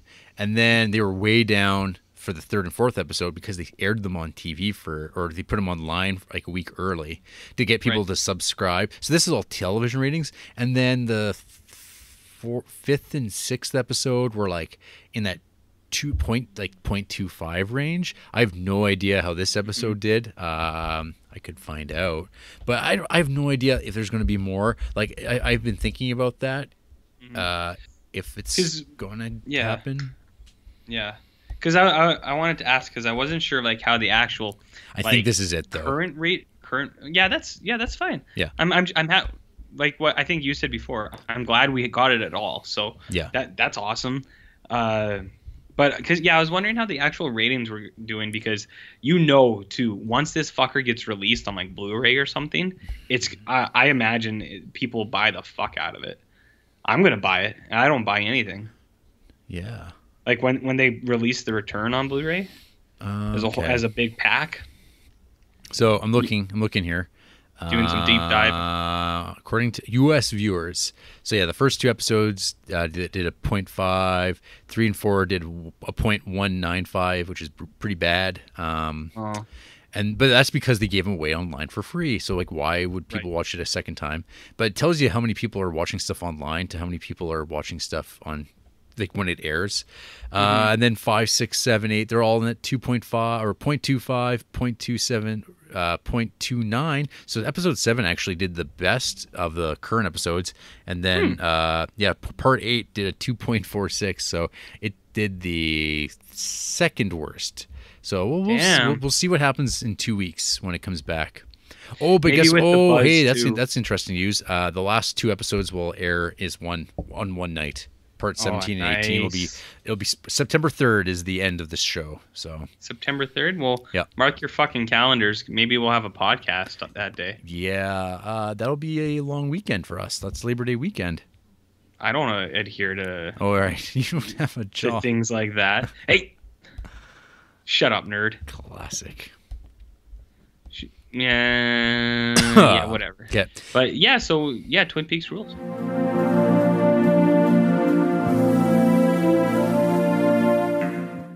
Like I mentioned maybe already on here, I've just continued watching Twin Peaks season 2. It's 22 episodes. It's a lot of episodes. And there's like there's almost like 3 chapters to how season 2 plays out. Because the first 9 episodes are kind of like the rest of the like who killed Laura Palmer story. And it pays off with the death of Leland Palmer. And then after he dies, there's like the next chapter, which is like where the show didn't know what to do for like the rest of its season. And so there's about like 7 episodes of them like trying to figure out what's what, like where they're going. And so there's a lot of filler and like finding things to do with the various actors and characters that they've got. And it really hits a low point with, I think it's like episode 20 or something like that. It's pretty tough. It's hard to like even bother watching it, like, because it's 46 minutes of like nothing important's happening. Yeah, I was gonna say, is that the Pine Weasel debacle? That's even after the Pine Weasel's after Oh that. fuck! Really? So like yeah, Pine Weasel is like at least there's like other stuff happening when they introduced the Pine Weasel. But no, because that's like still like because that the high tide. I think I posted an image of it, and I think I referred to it on Instagram as the nadir of like Twin Peaks season 2. Because it's like you had Josie in her maid costume. You had Horn, Richard Horn in his Confederacy outfit. I gotta find it because it's I can't even. Oh yeah, there's also like the Little Nicky thing, where Dick and Andy are both like trying to like compete for what's her name? Right. Like because she's pregnant, and so like they're like, oh, Yeah. let's take this like orphan child, and like bad things happen around the orphan child. And there's this bit where like Andy's like staring off into space, imagining Little Nicky as a little devil in like a projected little thing. It's just like, what the fuck is this? Like, what show am I watching? There's like the shit with James on his fucking motorcycle, and what's awesome with him is he just vanishes. He just finally leaves in the last 2 episodes, and it's just a sigh of relief because he's like pretty bad. And then there's also the waitress who owns the diner. Her mother's the food critic, and she's married to the guy who she's like he's like a degenerate gambler who's hiding his the fact that he was in prison and knows Hank, and all the stuff with him. He just is like, who is this guy that they've just introduced into the show? Like, you didn't need him. And then on top of that, you also have Nadine and her amnesia story where she thinks she's in high school. Oh, right. And she's got super strength, and she's like really like into boning with Mike, and she joins the wrestling team, and like that's all like there's like one episode where that's like all happening, and then like in the background it's like, oh, and then like Jean Reno is trying to kill Kyle MacLachlan. He's trying to kill Dale Cooper, and it's like he's trying to get him to Canada because he had a guy pretend to be a Mountie, and it's all the same fucking episode. And it's like, this sucks. Like, this is like when people talk about season 2 being bad, they're only referencing like those like that weird period of time where they didn't know what to do because they solved the mystery, and they're just like, well, we got 22 episodes and we've only done 9 so far, so fill it in. And then you get to the end, which is like pretty awesome. Like the end of that, and it's just like, because I mean, what a surprise! David Lynch returned to direct it, and I mean, he ties up some crazy like loose ends. There's like the one character I forgot about, Del Wibbler. He's like the bank manager. Because like there's the whole thing where it's so obscure, but it's like when you watch it now, you're like, yep, this is like the most season 3 stuff that you could imagine. Because this is like old, barely mobile man, just like slowly making his way across like a bank, very slowly as characters come in, and he's supposed to do things, and the camera just follows him around, and like he just walks around in the frame, and it's like, yeah, this is like something David Lynch would shoot like right now. And people are like, isn't that broom scene weird from the new show? Like, that's what he's doing, and he was doing it in 1991. I was gonna say, hasn't he always done that? Like, hasn't he always done weird stuff? Well, but it's like kind of like almost duration kind of pushing. Oh, like, it's I like see. because the shots go for so long. I liked it. Whatever. Yeah. No, but it's like when people complain about I know. stuff Some now, people don't. they're like, "Oh, I don't like this." And it's like, well, this was what his show was always like. It's just that when you watch like Fire Walk with Me, which kind of like I have to watch that, and I'll probably watch it tonight and do that rewatch. That we'll see, because it seems like he cut out so much of the fat from that original like 3.5 hour version he had. And then I've talked about that already, like what are the special features that you watch and you go, yeah, you didn't need that in the movie, but like it builds, like the season 3 stuff definitely builds more on Fire Walk with Me, as far as like most of the Twin Peaks characters aren't there anymore. They're just background characters. It's all kind of not it's all window dressing to like the main thrust of like the mythos of that Mark Frost, David Lynch universe. The main thrust, huh? Like a penis into a vagina, perhaps. Maybe. Yeah. Maybe. So I have found my David Lynch rewatch very rewarding, RJ. Well, I'm happy. I'm drawing a lot out of things. I'm finding things I didn't see before. It's been really good.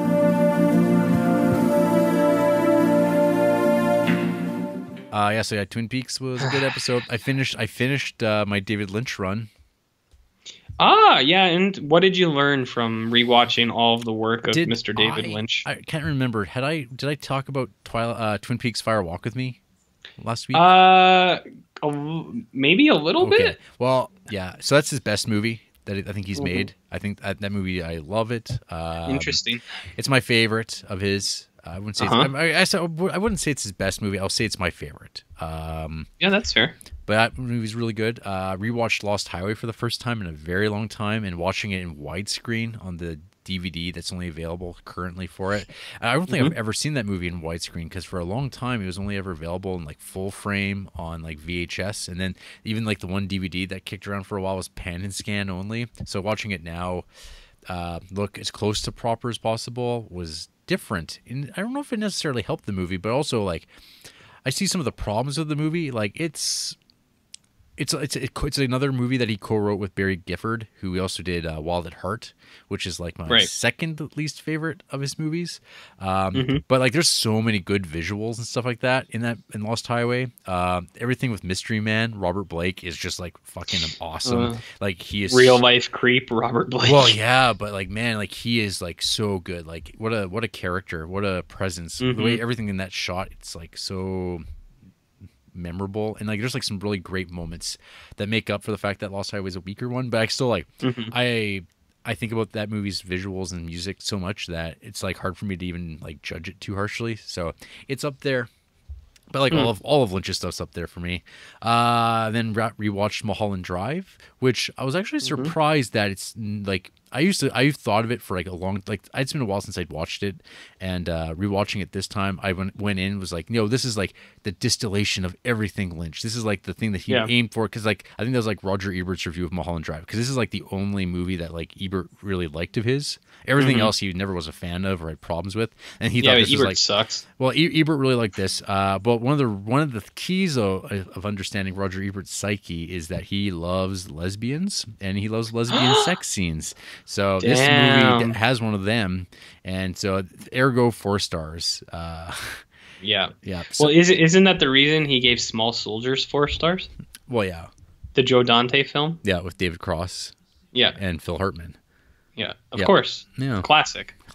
Yeah. Well, I thought because before I had watched all these, you had always told me Mulholland Drive was the pinnacle, the culmination of all things Lynch. I did. So I saved it for second last, I believe.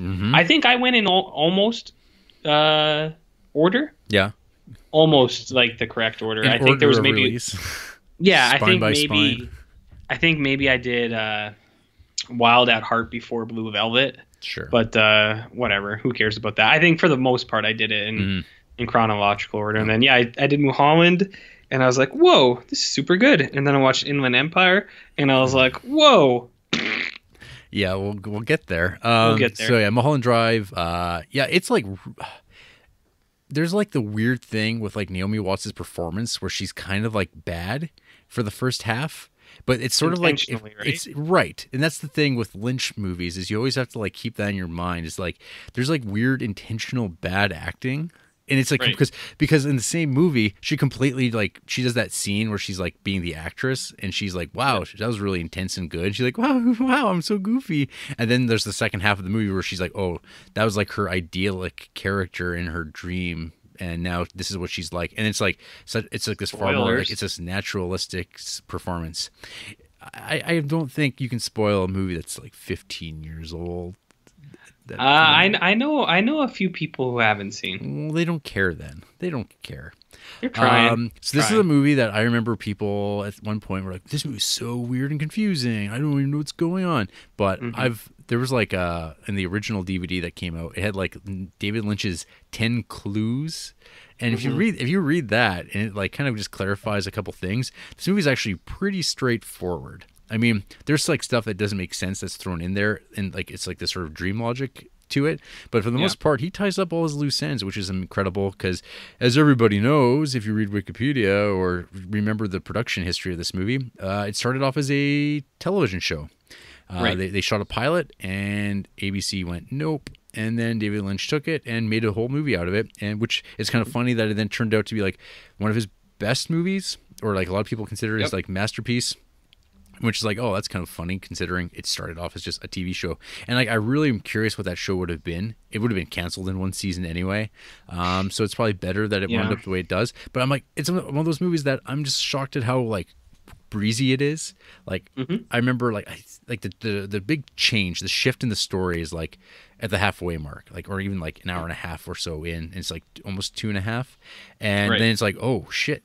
Like this movie's like already almost over, and like there's scenes that I thought happened way later, and they're like the second or third scene in, like the Winky scene with the man in the back behind the restaurant thing. I thought that was later, but it's like no, it's the third scene, and I was like, whoa! Like I had like my memory of it had really shifted in a lot of ways. But yeah, I mean, like after like watching everything, I mean, I'd put it's below like a lot of his stuff. Like for me, like Twin Peaks: Fire Walk with Me, it's the top of the heap, and then below that I'd probably have Eraserhead, because like there's no movie like it. It's still like pretty amazing that this thing exists. Blue Velvet, I actually forgot how good that movie is and how much I enjoy it, and like how otherworldly Dennis Hopper's performance as Frank Booth is. Like it's so good. There's like nothing quite like it. And then I guess like Mulholland Drive is like kind of below those for me. But it's like, they're all good. Like these are all like, I mean, this is me splitting hairs of like, I think these movies are all like 5-star bangers, and it's just splitting hairs of like, what would I like at a drop of the hat pop into the Blu-ray player to watch tonight kind of thing. And that's where I would put it. It's not a movie I would rush out to buy or rush out to recommend or watch. If I was going to like, I'm in a David Lynch mood, I'm going to watch this. Because I'd even say like the Twin Peaks pilot, Twin Peaks as a broader project, I think is more interesting than Mulholland Drive in some ways. But the Mulholland Drive score is really good. Like listening to it again, it's some of Angelo Badalamenti's best stuff. But he's the composer. No, can you say his name again? Angelo Badalamenti. Nice. Yeah, he's incredible. He brings his game. Actually, it's like really neat because I also watched Straight Story. I completely skipped over Straight Story. Yeah, you jerk. So Straight Story is just like good. It's like, I like it. It's a good movie. But I mean, it's so it's way less interesting to talk about than his other work. Yeah. But it's still like, it's a good movie. And it's like all his crew is there. And I mean, if people don't know this somehow, Straight Story is his Disney movie that he made based on the true story of Alvin Straight and his journey across from was it Wisconsin to Iowa or something like that? Yeah. On the back of a tractor. Hauling ass across the prairies. The music in that is amazing. It looks great. It's basically our neck of the woods. Like we live in an area that looks exactly like this. I've read a couple of like weirdly patronizing Letterboxd reviews mentioning how this movie makes them feel really nostalgic, and I'm like, this isn't nostalgia. Like it's like, but the thing is, this is from people who live in like Los Angeles, and it's like they don't they forget that it's like there's that urban thing where it's like people do still live like this, right? Like this is actually pretty genuine. And David Lynch like grew up in Montana, so he did. He's based in this, so I love David Lynch. Even like what I consider is like weakest key period like movie, which is Wild at Heart. Nothing holds a candle to his worst film, which was the last thing that he made for like 10 years until Twin Peaks: The Return, and that's Inland Empire. And I watched that movie once, like within a week of it coming out on DVD, and I excitedly popped it in because it had been like since Mulholland Drive, there hadn't been a new David Lynch thing. He'd been working on his website and making like his his weather report stuff. He's selling coffee, and it's like ridiculously priced. Just this obtuse website, totally like just vanishing up his own ass. But we're like, oh, cool. He's got this movie. It's like Inland Empire, A Woman in Trouble, and it's like that sounds incredible. It's like a Polish ghost story, and like Justin Theroux's in there, and like everyone's coming back. He's got his whole crew.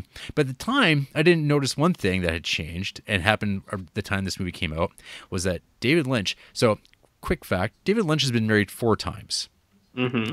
His third marriage was to his film editor, Mary Sweeney, who he'd worked with for many, many years, and like he produced some of his best work with Mary Sweeney. And they got married the year this movie came out, and they got divorced the same year. And they no longer worked together, and she did not work on Inland Empire. And she's not working on Twin Peaks: The Return, which kind of answers sort of like the openness, we'll say, of the pacing of the current incarnation of Twin Peaks. But Inland Empire, man, I watched that movie the first time and I was like, that movie bummed me out. It wasn't good at all. Like, it doesn't have any of the qualities I like of David Lynch whatsoever. And it's been like 10 years since I watched it, and I really never wanted to watch it again. But, you know, this is my, like, probably the last chance I'm going to watch all of David Lynch's movies anytime soon. I'm like, well, maybe my opinion of it's changed. Maybe I'm a little bit more woke, RJ. Maybe my my mind's expanded, and I'm like, yeah, I'm going to get this time, and I'm going to see this movie that others also see, according to Letterboxd, that say that this is like amongst their favorite David Lynch movies, and that's like one of his best movies. Blah blah blah. Watched this last night, and it's like worse than I remember. Wow, it is the shit, man. It is shit. I fucking hate this thing.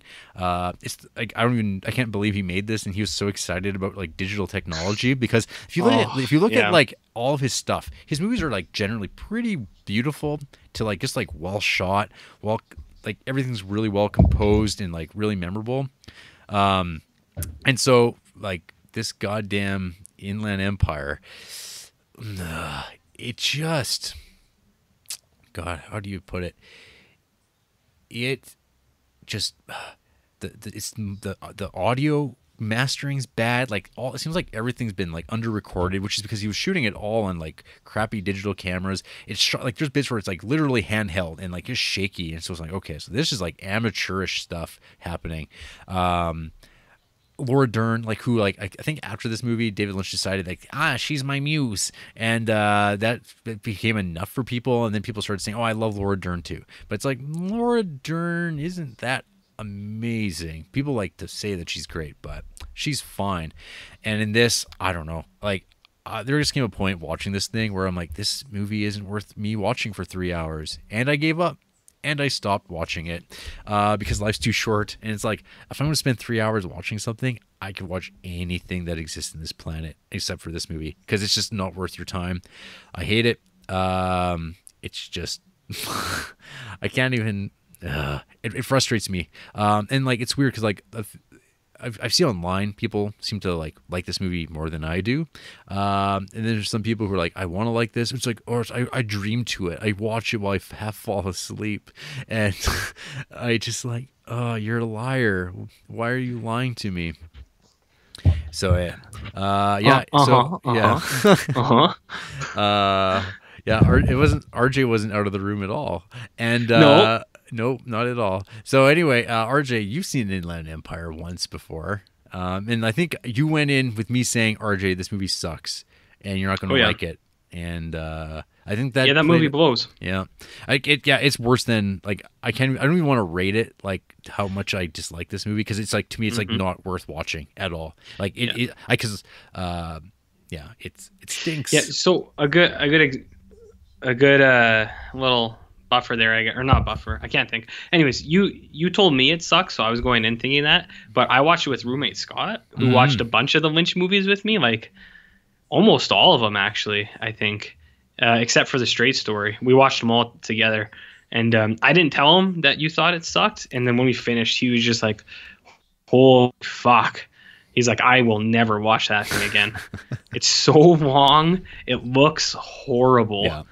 Like, that movie blows. Yeah, real bad. Yeah. It's just like I remember when I watched it, I was like, it's like he made a really shitty version of Mulholland Drive.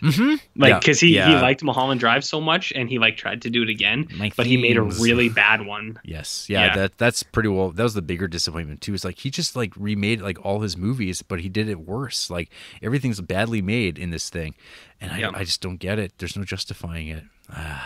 Yeah, well, I was talking with my buddy today, my friend who's my friend. You just like, you went, I'm like, oh, your Coke buddy? My Coke buddy. No, sorry, I had a whisker in my nose. Oh, okay. A little whisker. Right. No, I was talking to my friend today who's currently going through the Lynch stuff, and he was talking about how good the new Twin Peaks is, and he was like, he was also really bummed out that it's going to end soon, but he's like, man, that would be a real fucking like a blowout way to end your career if that's like all he does. If he just ends with this, the way it's been going, I was like, well, thank God, because if he had ended on Inland Empire, like people would have been so bummed out, like if that was the last one. Right. So yeah, no, that movie sucks. Yeah, it's really bad. Yeah, it's kind of like, to me, it's like, oh, it's great that you can obviously point to his worst movie. Like it's just like, yeah, no, that's it over there. People say, oh, Dune. It's like, no, Dune's like okay. Dune's not that bad. Yeah, Dune's not bad. It's just, yeah, Inland Empire. Don't. So one of the other things I watched was after like all this David Lynch talk and reading about it, I was like, I wonder, like, because he's got his whole like David Lynch Foundation and his like he's really thrown his hat into the Transcendental Meditation movement. I'm like, I wonder if there's any documentaries about the Transcendental Meditation, because honestly, I don't know much about them other than the Beatles got into it like back in the 60s. Right. So I typed in Transcendental Meditation, was snooping around, and I came across this documentary called David Wants to Fly. And I was like, oh, okay, what's this? So I read the line of synopsis, and I was like, whoa, this sounds exactly like what I'm looking for. So what this documentary is, RJ, is it came out in 2010, and it's this guy, this David fella. He's a German film student, just recently graduated, and he wants to like make a movie. He wants to like get in the film industry, and he wants to start making stuff. And one of his favorite directors, as told by the posters he's put up in his apartment, is David Lynch. He loves that David Lynch, and he loves his movies. And he's like kind of like, oh, I want to be like David Lynch. He's so great. What a great surrealist he is. Where does he get his ideas? Oh, he doesn't like do a lot of public stuff, but he's going to be at this Transcendental Meditation thing in Iowa, which is where like the headquarters of the TM movement is based out of, in the middle of the prairies. This like TM or BM, and so it's in the middle of the prairies. So he flies out with magical money. I will mention that. So the one problem with this documentary, from being like an automatic recommend, is that he decided that like the audience would be really interested in his like love life, and so there's like all this stuff with him and his girlfriend and like hanging out, and it's like, who's filming this? Like, why are they like laying in bed, and like why are they filming this conversation that wouldn't happen unless there was a camera in the room? And they're like the worst type of like Berlin art hipster people. I know these people, like, and they just like make me just go, ugh. Like you'd want to beat them up all the time because they're wearing fedoras and stupid little like old lady hats. They're pretty goofball. Anyway, but the film actually is better than that, except for his taste in like, why did you leave this in? You should just cut it out. But then it wouldn't be an hour and a half. So he flies out. He winds up getting to interview David Lynch, and David Lynch is all very enthusiastic, talking about transcendental meditation, doing this hand thing, and then he's like, "Yeah, I think I want to get into transcendental meditation. What do I have to do?" So he reads all the stuff. Oh, you have to show up to this building in Germany because, of course, there's a center for a transcendental meditation, just like there is for any organization. And they're like, "Oh yeah, you just show up with these flowers, this sort of like cologne or perfume, blah blah blah. Oh, and $2,000, because that's the sign up fee to go get your secret mantra given to you and get taught the secrets."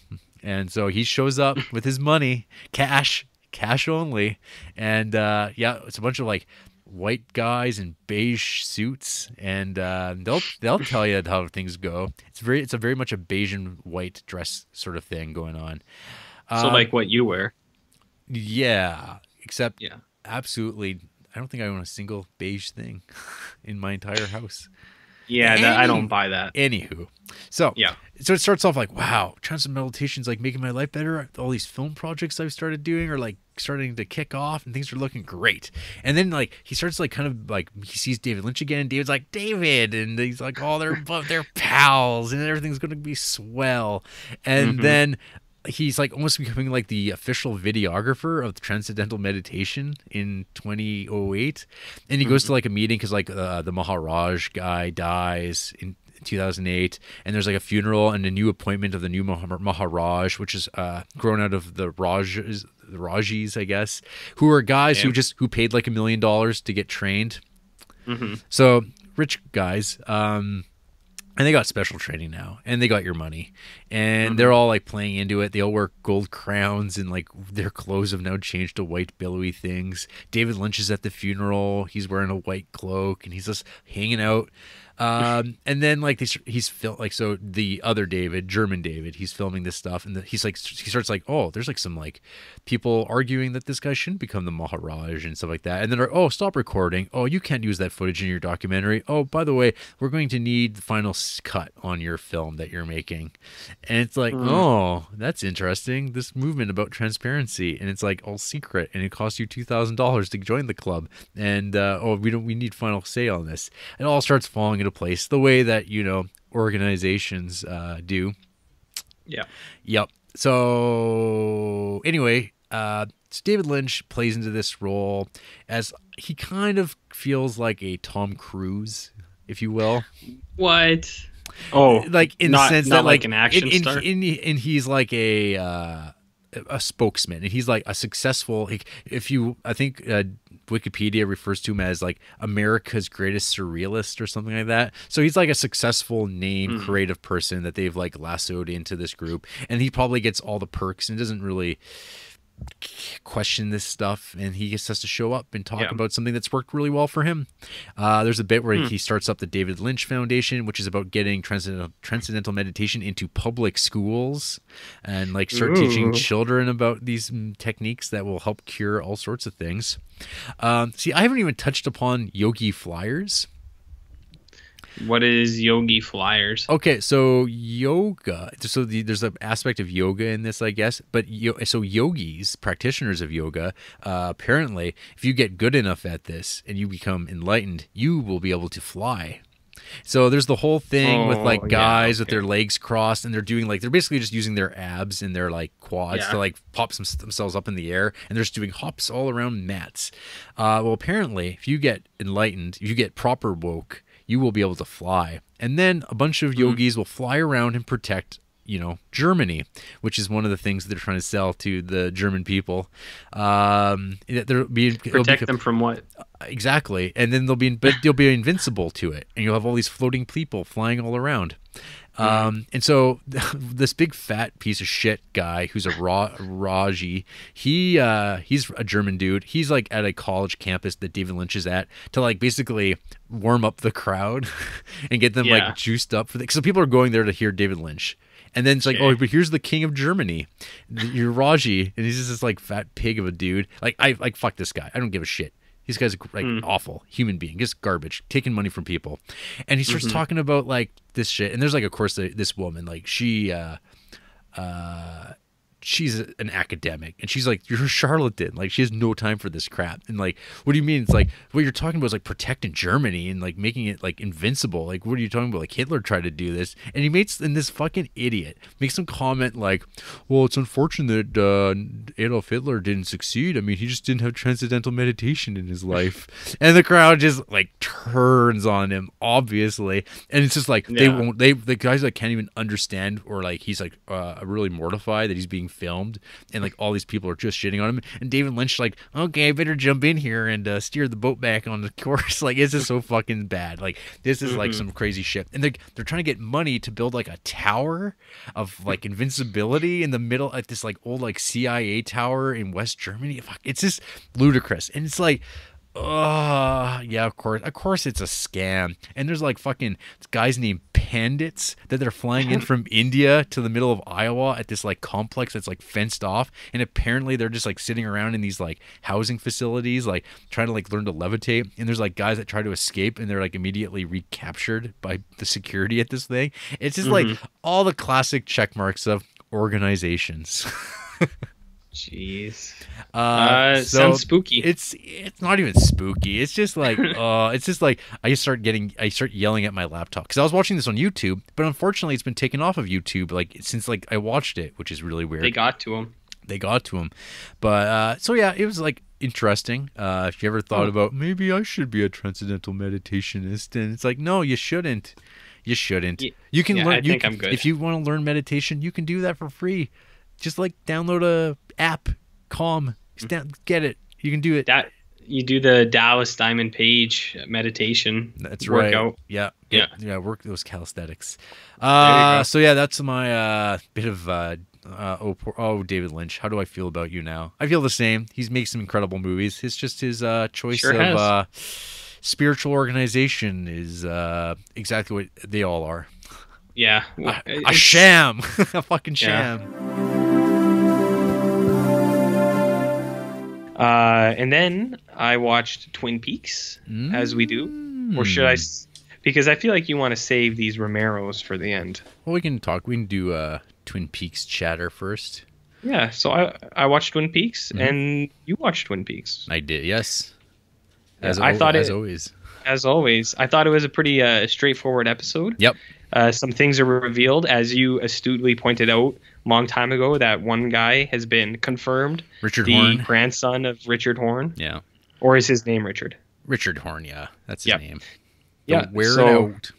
Don't wear it out. And still no Audrey. Where the fuck's Audrey, man? I got to imagine they're saving her for something big. Where is Ed? And where's Ed? Evil Cooper comes. Yeah, I don't know where Ed is. But yeah, it was a pretty straightforward episode. I popped pretty big with Nadine in her curtain store. Can you define popped? I got excited. I went, oh yeah. Okay. Like that. In my room, like in my living room, alone by myself, I spoke out loud and went, oh yeah, that's good. Yeah. Did you pop with all the James Belushi in this episode? He was, man. I think I remember being like, Jim Belushi. Oh god, he's gonna be shit. Like he's like everything I've seen with him. Well, you're just like, why is he in this? Well, yeah, I was like, oh fuck, he sucks. Like I watched like what's it called, Red Heat with Arnold Schwarzenegger. He sucks so bad in that movie. He's so lame, and like pretty well he embodies lame. But in this though, he's been really good because they kind of like play up the fact that he's kind of like a sad bastard in some ways, but he's like because basically him and Teabag they're basically playing the Fertitta brothers, which I think is like really funny, and they're just like weird cocktail waitress goons. They're like one's like broken. So they've been great. I know. It was a very straightforward episode. It progressed storylines quite a bit. We had a sex scene. I was gonna say, what did you think of that Dougie sex scene? It's fine. I think I didn't. Someone else pointed out though. I think like when Dougie went in for his medical examination, his chest was completely shaven, and then when they had their sex scene, he had a matte. Nice. Chest, which I was like, because he's whatever. Yeah, I like that. I like stuff like that. Movie magic. Right. So there's that. I don't know. Yeah, it was just like we got a surprise reappearance of Log Lady, which I was not expecting again. Things are happening. Things are coming together. Again, we got 8 episodes to go, 7 weeks or something like that. So it's happening again. I still like it. And then Twin Peaks. Yeah, baby, Twin Peaks. Why don't you? Do you want to start? Well, you can go ahead. You can talk about. No, you. This is your area. You lead. Okay.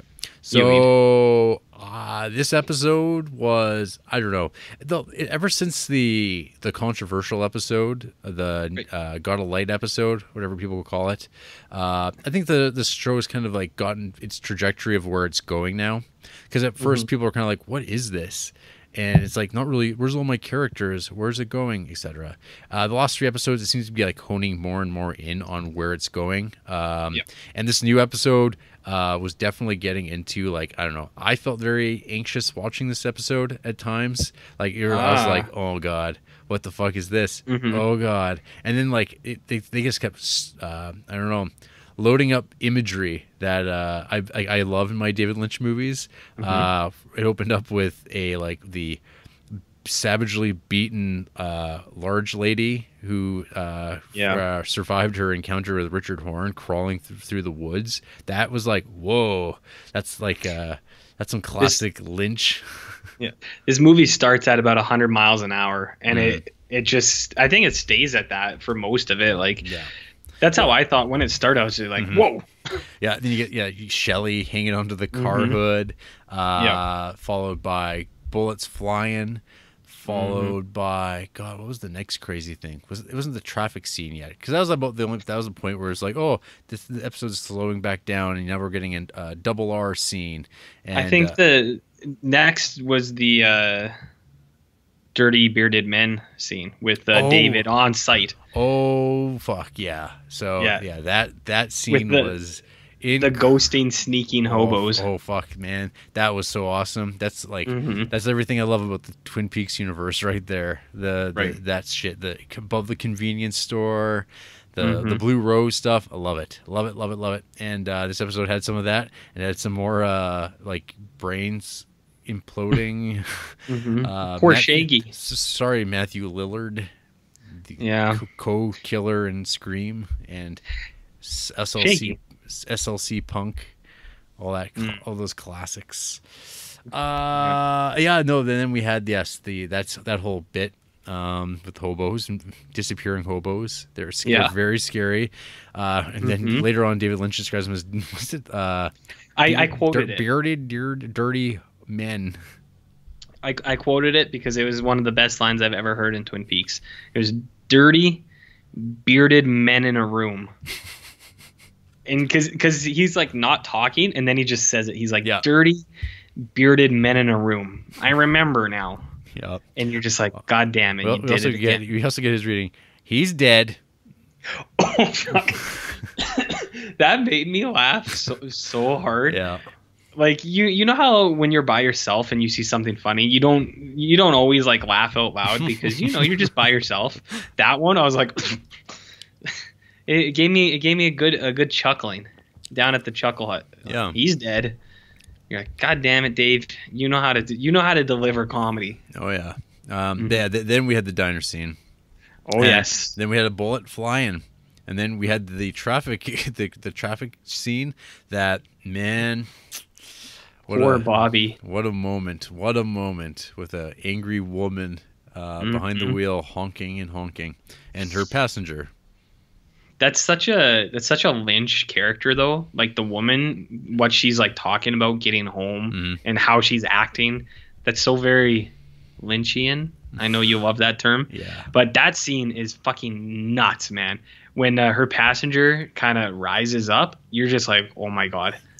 And Bobby, I feel bad for Bobby too because he just saw Shelly. She's getting picked up by random dudes, and he's just like, it's not even just random dude. I think it's the drug dealer. It's Richard. It's the. Okay. Yeah. But that scene in general, I think, is really well done because when they're first at the diner, there's so much color in that scene. Yeah. There's like pinks and greens and yellow, and it looks fucking awesome. And then it goes out to the really dark street, and then. I don't know.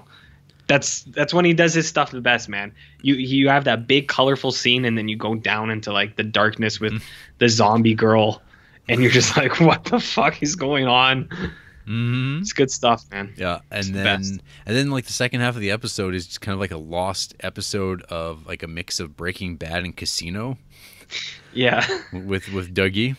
With Dougie and your buddies Teabag and Jim Belushi. That's right. And I thought that whole last like second half was like a complete like change of pace, but I loved it. I thought it was so good.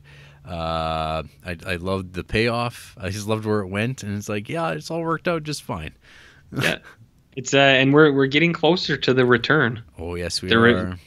With some damn fine pie, man. It's every little bit. First it was coffee, and then it was pie. He's almost there. It might take the whole series, but he'll get there. That's right. This episode is super good. One thing I also want to talk about is Jim Belushi tries to eat a bowl of Raisin Bran Crunch, and I love that cereal, and it is unavailable in Canada, and I feel like that's a fucking outrage.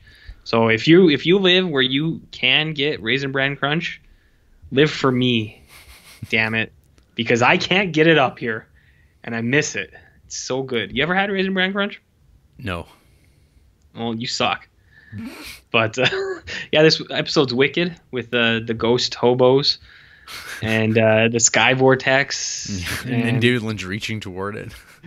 Oh God, it's so good. Dirty, bearded men in our room. Yeah, it's a good show. Yeah. People should watch this show. Yeah. Oh, I thought there was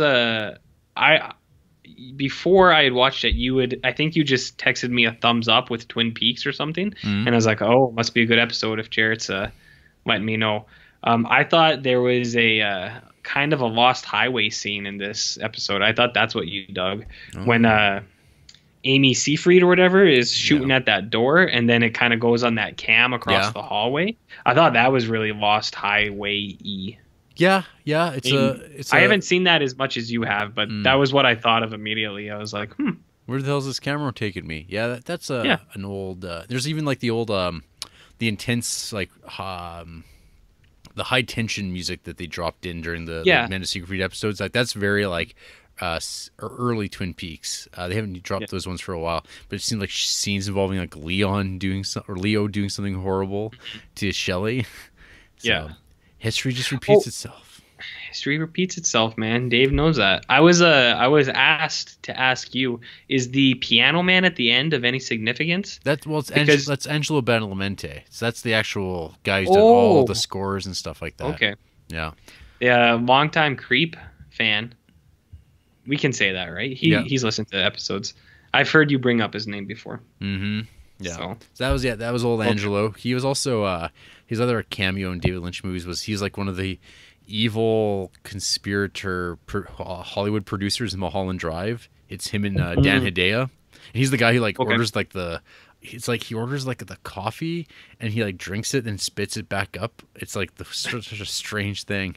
But that's him. Which I didn't realize until I was like confirming if the piano player was Angelo, which I'm like, it's got to be. There's like no one else it's going to be. So I knew you would know. And then it even had your other theory about David that you put on the Instagram. If anyone's not following, they should, because Jarrett dropped some hot knowledge on the Instagram. Had one of David Lynch's favorite things, and it was one of those lamps, and it was flickering in that piano scene. There's always lamps. So, watch for there's always lamps and bad things happening in beds. Yep. And fat, large people getting mad about stuff. Yeah. Oh, your buddy Harry Dean Stanton had a pretty good show in this one too. Yeah, he dropped in, had the police with his car. Whatever that's called. With his car phone. Yeah, buzzing in when he needs to. So like I think like the guy I hope really dies horribly in the this season is Chad. He's the cop. Yeah, that guy sucks. Yeah, he's like so bad. He's the Joffrey. Actually, no. Yeah, I guess Richard Horn's more the Joffrey. This Chad's just like fuck. That guy's like I hate this guy because he's annoying because he's like people in real life. Yeah. Yeah, Chad sucks. Yeah, we all know a Chad we hate. Yeah, that's right.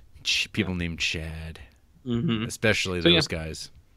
Yeah. Twin Peaks, good stuff. Yep.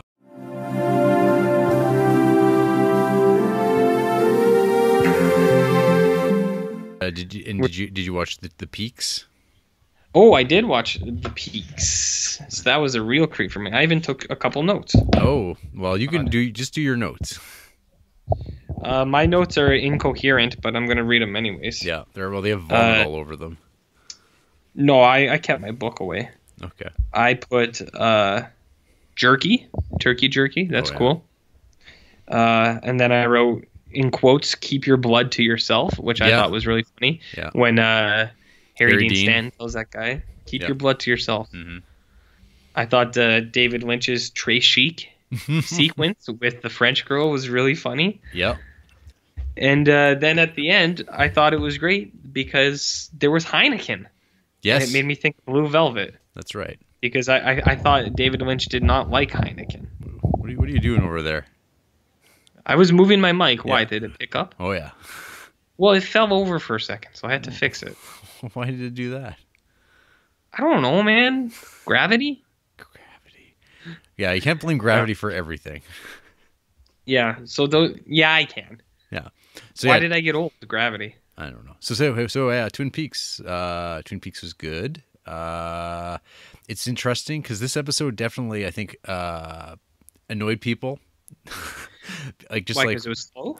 Yeah, because there's like these like dialogue scenes that they weren't in a rush to go anywhere. And they just lots of shots of just people looking at one another without things being said. trying the patience of the casual viewer even more so. I mean, like, we're at 12 episodes at this point. People should be probably pretty used to it. Someone pointed out that, like, I think part of the problem is that people want to get to the stuff they want to see faster.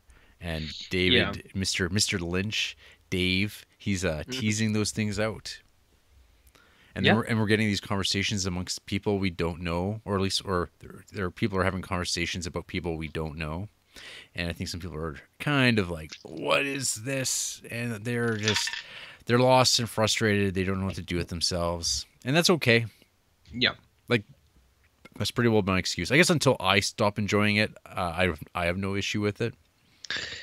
Yeah, it didn't bother me at all. Like you said, that's just kind of how he does things. Well, I mean, like, yeah, like as soon as they were at the scene with Dave hanging out with his French bombshell lady, and like her like leaving, the whole process of that, I knew that was coming. Yeah, like, and you knew it was going on, and just David's face, and just it's very good. Even like after, when he's talking to Miguel Ferreira, and he's like Albert. And then the camera literally for like 2 minutes, it just goes back and forth between them, and they're not even saying anything. Albert. I thought that was all wicked. You even get a very short, brief Dougie scene. Yes. The best scene of Catch you will ever see. And of course, it's funny because like when the episodes end, it always starts off starring Kyle MacLachlan. Yeah. And he was in that episode for probably about 10 seconds. Yeah. But it was a good 10 seconds. Yeah. So yeah, this was kind of a slow episode, but you got a classic line from Laura Dern. She's ready to rock and roll. People might know what I'm talking about. Yeah. And then you should be happy because you had the return of 2 original cast members. 2? Yeah. Who wasn't? Well, Audrey was. What about wasn't the old beef jerky lady? Isn't that Laura Palmer? Sarah Palmer, yeah, but she already showed up once. When? For like first episodes. It was just her watching. Yeah, she was just watching like nature videos and drinking by herself. It was very brief. Oh, right. Yeah, you're right. But this was like the first real scene that we saw with sad, destroyed Sarah Palmer. Man, like she's like kind of like one of the unrecognized characters of the sheer series for the most part, because like her like grief and like destruction, like all the horrible things that happened to her as far as like in the house and like her guilt and stuff like that. It's like so good. It always like immediately when she shows up and like you see women like her in real life that like I don't know, like she's going to that place and playing like that rambling person where you're really uncomfortable, and you have like young kids trying to like chat with her, and she's just like off staring at beef jerky. Yeah. What is turkey jerky? It's like beef jerky. It's the same as beef jerky, but it's turkey. I see. I like that. I thought it was cool. Yeah, because I've done that at stores lots of times. The fuck is this? Vegan potatoes, bro. I don't know, but yeah, it was a good episode. It had some funny Lynch things. Like I did think the scene with the French lady was pretty funny. It's yeah, you knew it was coming, and that's what it was going to be. Yep. Yeah, and then your girl Audrey came back. She did. That's neat. Yep. And like, yeah, it's all the things that we loved about Audrey. It's all gone now. Her precociousness, her inquisitiveness, her joy of life, and like excitement. It's all just gone. like it is in all of us. I think your theory is becoming more and more real. That evil Coop, Mr. C, may have had it gotten in there, and that's the spawn of evil. Oh yeah. Yeah, he's like the Antichrist. Oh yeah, I think you're right, because even Ben Horn was like, he never had a dad. Oh yeah, I think at this point it's like they've laid it on thick enough.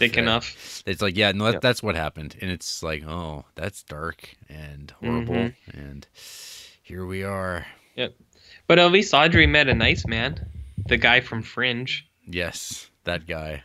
That guy, he's tired. And I just can't leave. He's it's kind of cold out there. That's me every night. Yeah. I don't know. I just don't want to leave the house. Your little arms.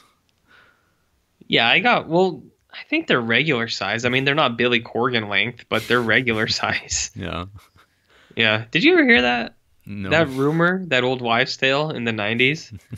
So Billy Corgan is the lead singer of Smashing Pumpkins. Yeah. If anyone doesn't know. I assume you do if you listen to this. There was a music video for Ava Adore, and in the video, it looks like his arms, like his hands go past his knees. So there was this rumor going around that he had like gorilla-sized arms, like they were longer than his legs. You fucking Google a picture of Billy Corgan, and you don't tell me that he looks like he's got gorilla arms. He's got reach. He's got reach, man. He could have been in the NBA, but instead he decided to NBA our hearts.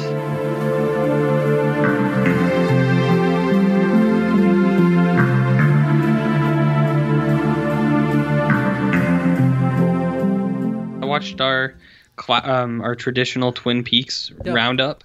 Yeah, I don't think I have much to say about Twin Peaks this week. Like, it was just like another episode, maybe a little slow, maybe not enough happened this time out. And I was kind of like, oh, nothing happened this time out. Like, I want more. Other than we had the return of Big Ed. Yeah, I thought you would have been excited for that. And then the episode ends in a really sad Big Ed moment. He's got like David Lynch hair too. Like his haircut is yeah, he did. Yeah, it's kind of like he's got a weird head. And there's like I think the highlight of that episode for me was the bit with what's her name? The waitress who owns the Double R. Right. Yeah. Norma talking with her like new boyfriend, who's like also the guy trying to talk about sales on pies and stuff. And like I'm like, I wonder if this is how conversations between Showtime and David Lynch went. Talking about probably yeah. And just talking about like, I got to make the pie right. You know people like our pie, and I've heard that from other people that when other places make the pie, it's just not the same. There's a cost benefit analysis. So I wonder if there's a little bit there of that on display. Just not the same kind of pie, man. That's right. Only David. I think they probably wanted to call it like David Lynch's Twin Peaks or something like that. I wouldn't surprise me in the least. That's all I thought about during that scene. Yeah, I didn't think that, but when you talk about it, it seems like that's definitely what happened. Yeah. Yeah, so that's pretty funny. Yeah. What else? And yeah, just like more like weirdness with Audrey's character. Like I don't know. The one thing that David Lynch has not been afraid of, I think, dropping into a show is just like the realities of like mental illness and like people being messed up, and you're like, it's confusing because it's like, oh, here's a character you really care about and love, and you haven't seen her for 27 years, and now she's like she's a mess, and like she doesn't even know what's going on. She doesn't know what's going on, and that's like exactly how crippling mental illness can be. So I think it's like kind of strange that he's dropping this into his like strange, fascinating variety show that this this series has been. But yeah, I don't know. It's always interesting. What he does, man. You know.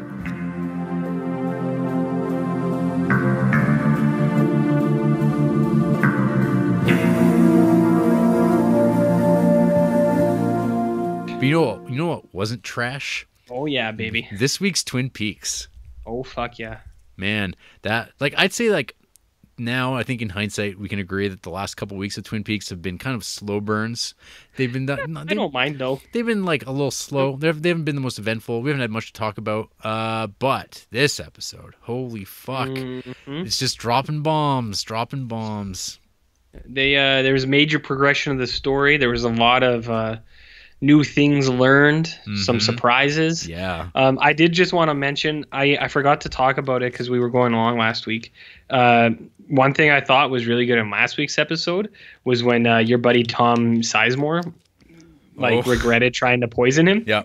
And he runs into the bathroom, he throws the coffee in the urinal and then the cup in the garbage. Bad. And the guy at the other urinal is just like, that bad, huh? Yeah. I thought that was classic David Lynch. Yep. I'll let you get into the nitty gritty things about this new episode, but there were two things that I thought were both fucking hilarious. I bet there was. Okay, I maybe you probably got notes on them, like, but just like the general scope of the episode. Yeah. So to begin with, where does it pick up with? So first of all, we get like the bombshell that like finally ties everything together, which is that Janie, Naomi Watts' character, and who's married to the dreaded Dougie that everyone who doesn't like this season complains about. Oh, they suck. Turns out that Janie is the half sister to Diane. Oh shit! Which was that was pretty cool. Which is like kind of awesome because David Lynch is like kind of weird, like hang up with Laura Dern and Naomi Watts. He has like little nicknames for him, and it's like, he has them as sisters in the show. It's like I never had ever thought that, and I'm really curious if somebody like out there had guessed it completely, just like thinking out loud. And it's like, wow, like I did not see that coming at all.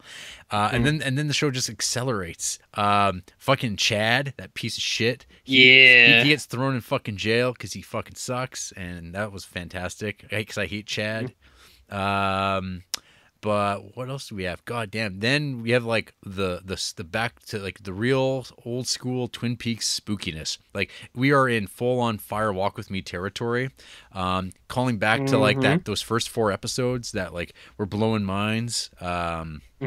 Before the atomic bomb episode, and like we had naked women in the woods and disfigured women that speak out of time, and Andy is now like a person that goes in between spaces, and it's like, holy crap, it's all coming together. And I don't know, man. This was a good hour of TV. God, and then Sarah Palmer. Oh yeah, shit. She was a fucking Ghostface killer in it. Yeah, we found out like where that thing went, and so that was rad. I don't know, good episode. I'm really good. It's interesting because like I think back to like the 14th episode of Twin Peaks was also like the big radical episode with the reveal of Leland back in the day. So this episode was like reveal. So I'm having some high hopes for the next like the last. What are we on? 4 episodes only. Damn. Yep. It sucks, man. It really sucks. No. But I thought it was a wicked good episode too. I really liked when Andy went into the lighthouse world and met the fireman. Yes. Because I thought Andy is the perfect character for that to happen to. I thought it was super cool. Yeah. The rubber glove or the gardening glove kid. Yeah. That was also really fun to watch because it's like, that is a David Lynch thing. Like, I don't know if it'll pay off in the end. It doesn't matter if it does or not, but it was a cool thing to have in there. And Monica Bellucci. Oh man, I loved that. I think I'm on the same wavelength as Dave. Monica Bellucci is a pretty Bellucci. She's a pretty sweet dame. Yep. So that's pretty cool. There were 2 things that I thought were fucking amazing. When David Lynch is like on the phone. And then he like calls what's her face, the Twin Peaks sheriff lady, or the secretary. Yep. He calls her and he's like, "Have you been there the whole time?" And she's like, "Well, not the whole time. I went home and then we were on vacation." And then it cuts back to him and he's just fucking dead silent for the longest time. It's like 15, 20 seconds. And he doesn't say a single word. And then she's like, "Okay, well, I'll pat you over." Yeah. Like, because the sheer like stupidity of what she said, he's just like so shocked he can't even talk. I thought that was super funny. He just doesn't entertain it at all. No, not at all. And then in that very same scene when he calls the other FBI office, and then he's like, "You need to find Dougie Jones," and he's like, "Okay." And then the guy hangs up, and the other guy in the room's like, he's like, "There's 9 Dougie," or the main guy's like, "There's 9 Dougie Jones in Vegas." The other guy goes, "How are we supposed to find him?" And then he totally fucking freaks out. He's like, "Wilson, it is what we do. This is the FBI." Oh. Yeah. He like fucking loses it on that guy. Yeah, I thought that was so funny. Yeah, that was definitely some Fire Walk with Me shooting too, because like the weird angle that the camera was at and everything, and just this like offbeat feel of the FBI stuff. Yeah, it was a good episode. I don't know. Yeah, no, it was good. Oh, I had a listener ask me to ask you a question. Oh. Oh, actually, I just remembered too. I like that there was an in memory of David Bowie. Yeah. That made me all teary eyed at the end because I was like, I miss you, Dave. Because I bet he would have been in this. Oh yeah. Well, because he's David Robert Jones. Yeah, because well, Philip Jeffries, he's in the show, but unseen. Yeah, if he was still around, I bet he would have had a role in this somehow, like some on-screen time. But we'll never know. So my friend Ryan, he is watching the show, and he is into it just as much as we are. Yep. And he was asking if we're supposed to not know who Billy is still. Yes. Like when they have those conversations about Billy, Tina, and like Chuck. Yep. He was like, did I miss something? And I was like, I don't think so. And then he said, is it possible that Audrey Horne is Tina? And I was like, I don't know. I said, maybe I'll ask Jarrett. I think there's like, it's like a weird backdrop thing of like missing people and like something weird violent happening. Like I think what could be happening is there's like there's an off-screen Twin Peaks storyline happening with characters that we never going to be introduced to. And it's just got this, I don't know. That's where I'm like, we'll see. I mean, everything's paid off so far in the show in ways that you haven't expected. And I think just go with it. But yeah, at this point, you're not dumb. You're not supposed to know what's going on. That's like I've read a few different people's critics reviews and stuff like that, and people talking about the show, and they're like, yeah, this is kind of an odd gambit to be going with. Like some people are really kind of depressed that this is where Audrey is, and she's not the same spunky person that she was as a kid, and that's the character people love. And now she's just this like destroyed, like single mother who has to be married to this little troll man who is like devastated. But it's like that's all real stuff, and it's tough to watch. Yeah. And like this is a harsh world, this Twin Peaks. Yeah. So that's kind of what I was thinking, but I hadn't recognized those or the characters either. And then when he brought it up, I was like, maybe Billy is evil Cooper, because they were talking about how Tina, or like the girls talking about how her mom. Oh no, wait, that wouldn't work. Never mind. Yeah. Anyways, doesn't matter. I think what you said, it would be cool, even if it was characters that you never actually saw and it was just this side story that you just heard about. I would think that would be really cool, but I know other people probably wouldn't. So. Yeah. I think like when this is all said and done and like it's all finished and people go back and watch it again, it'll be like, oh, like things will snap into place a little bit more. There'll be like stuff that's like, well, that doesn't make sense, or like maybe the pacing in this is a little bit off, but it's all very intentional. I mean, like I don't know if we're going to ever see a payoff to the sick child in the car. I think that's just like more of like the fact that like Twin Peaks is going haywire as a community, like because the darkness is coming. Like we're having this like event that's happening. Yeah. And like the power lines, dead children, and it's just like, yeah, it's a real bad place to be right now. You got that right. Yep. But yeah, super good episode.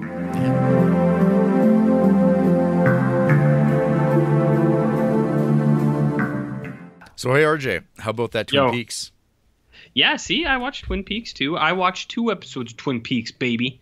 I watched last week's and this week's. Congratulations. So I got that double dose. Yeah. Peaks was super good. I mean, we can talk about it openly if. Oh yeah. I believe. Yeah. I mean, Coop is back, so who couldn't be any happier? Everything's coming to a head. That your buddy Richard, or what's his name? Not Richard Horne, or was it? Audrey's or son. Yeah, Richard Horne. Yeah, your prophecy was true. Yeah. And which I guess whatever.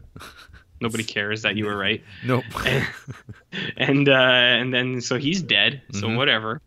And then there were some big revelations about who is who. More doppelgangers, I suppose. Tulpas. Yeah. We got what else did we get in this episode? There was 2 lines that I thought was really funny. When there's that shootout. And then T-Bag and Jim Belushi come out, and Jim Belushi's like, what the fuck kind of neighborhood is this? I thought that was really funny. And then when Coop wakes up, and he's just like, pass me some of those sandwiches. I'm starving. He just comes right into it. Hey, yep. He's so smooth. He's so calm and collective. It was good. What did you think? Oh yeah, the last 2 episodes, as I mentioned last episode was great. This episode was also great. Yeah, it's on hot fire. And then the sad realization that there's just one more. One big episode. That's 2 episodes on this Sunday. And then the Twin Peaks talk will end. Yep. Maybe to some people's pleasure. Maybe to some people's not pleasure. You know. We'll see, I guess. We'll see. Yeah, we had like the weird thing going on with Audrey, which is, I guess, that she's in a coma, maybe? Or maybe she's in the White Lodge, maybe? I don't know. Yeah, that's kind of what I thought. But, well, I think it was once Evil, it was kind of similar to Diane, right? Like, once Evil Coop did his thing, then, you know, you weren't the same after? Yeah. Oh, that was some, like, pretty exquisite acting from Laura Dern this week, too. Like, her, like, receiving the text message, like, that was, like, just money. That was, I was like, because, like, I was like, oh, shit. Like, because you realize he sends the message, and you're like, oh, who's he sending it to? And then when she gets it, and you realize, oh, and it's just like, so good. Yeah. So her kind of send-off, I'm assuming, at this point was great. This show is dark, strange, and we got the I guess from last week's episode, you hadn't watched it yet. You got the amazing opening sequence with Norma and Big Ed. Man, did that make you like feel good inside? Yeah, and then it was all like downhill, like from a darkness, depressing standpoint. I just remembered the end of that is awesome when that girl is just screaming on the floor. Yes. It's very eerie. And I just remembered, how could I forget? This week's episode had my main man, Edward Vedder, from the Pearl Jam fame. I was waiting for him. I knew he was here. I knew he was going to pop up. And I think they used him right. Yeah. And all the music has been good. I've liked all of the music, so yeah, I was happy to see a familiar face. Did you enjoy James from a few weeks ago? What about James? Oh, when he was doing his song? Yeah. I don't know. When he had like the girl voice, right? Yeah. What was that about? It's a callback because that's the song that he did way back in the original series, and then it's like right before we had that amazing sequence with Bob coming over the couches and stuff. Oh yeah. Yeah, there was a lot of callbacks in the last 2 episodes. Peaks. Yeah, that guy with the glove, super punching people in the face. Ooh, yeah. I've seen some people refer to him as like the real Iron Fist. Because it turns out everybody hates Iron Fist, and it seems like nobody's really all that crazy about the Defenders. What a surprise. So when will they stop? Two or 3 more? Or just never? When the diminishing returns kick in. I can't imagine, like, they'll continue making it, just probably do it just a lesser degree, and then maybe they'll just stick to like the one show that actually is popular. But they'll just do Daredevil or something, or Jessica Jones. Yeah. Interesting. So yeah, Twin Peaks, baby.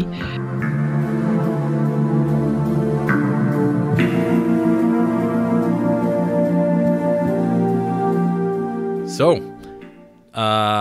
This past week, Twin Peaks: The Return wrapped up. Episodes 17 and 18 aired on Sunday night, and it seems like a very small portion of the world is still watching at that point. Who is like the committed people who stuck it through, who couldn't say no. And so, I watched it late that night after watching movies like White Lightning and Gator. And I thought it was pretty fantastic. It wasn't at all what I was expecting, which is, I guess, a good thing ultimately. But yeah, I have a lot of thoughts and stuff like that about it. And we haven't really talked about it too much on not at all on Messenger thoughts and feelings and whatnot. But RJ, what did you think of those last 2 episodes of Twin Peaks? And my second question will be, what did you think of The Return as a whole? I wasn't prepared to talk about this. No, I'm just kidding. So I'm gonna tell you a Twin Peaks story. Okay. Because I got stories today. So I wanted to watch it on Sunday night also because, as you pointed out, there are a lot of buttheads on the internet who like to spoil things for people. Yeah. Because apparently they get off on making other people feel bad or like spoil whatever. And so I was like, I'm gonna watch that fucker. I was like, there's no work tomorrow. It's Labor Day. I'm gonna stay up late for once. Damn it. So I stayed up and I threw that shit on. And about 20 minutes into episode 17, Andrea came downstairs. She's like, what are you watching? I was like, I'm watching Twin Peaks, baby. And I was eating some chips. She's like, okay, I'm not tired yet. I'm just going to stay up for like 20 minutes. And Andrea watched episode 17 of Twin Peaks with me. And she's like, this is a good show. I was like, yeah, I know. I've been trying to get you to watch it for a while. She's like, you never brought this show up. Like, she knows that I've been watching it for, like, the new stuff. She's like, what? And I was like, yeah, I've been trying to get you to watch this show for a while. I was like, I think you would really like it. She's like, oh, cool. She's like, we should watch this show. So at that point, Jarrett, it came down to this. I could either watch episode 18 and finish it, or me and her were going to do a deep dive and go right into the pilot again and start over. But she cut me a mercy, and she was like, hey, you just finish it. She's like, well, if you want to watch it again, we'll watch it sometime, like soon. And I was like, okay. So episode 17 got someone who has completely no history with David Lynch or Twin Peaks at all, and she was like, huh, this is pretty good. And it didn't actually like spoil too much. Like it didn't show kind of what happens, even though it does kind of go back to that Fire Walk With Me stuff a little bit. So anyways, I that was just my Twin Peaks story. I thought I would tell you. That's like got to be she's probably the only person that will ever happen to. Yeah. Who will walk in on the second last episode of a television series that is also like the very nature of what Twin Peaks is, and be like, oh, I should check this out. This seems pretty neat. Pretty neat. Yep. So I thought I was just like, huh. Kate. It's pretty funny. So anyways, I think episode 17 is super fucking good. It's kind of what you expect it to be. Coop comes back, kind of like there's a save the day moment.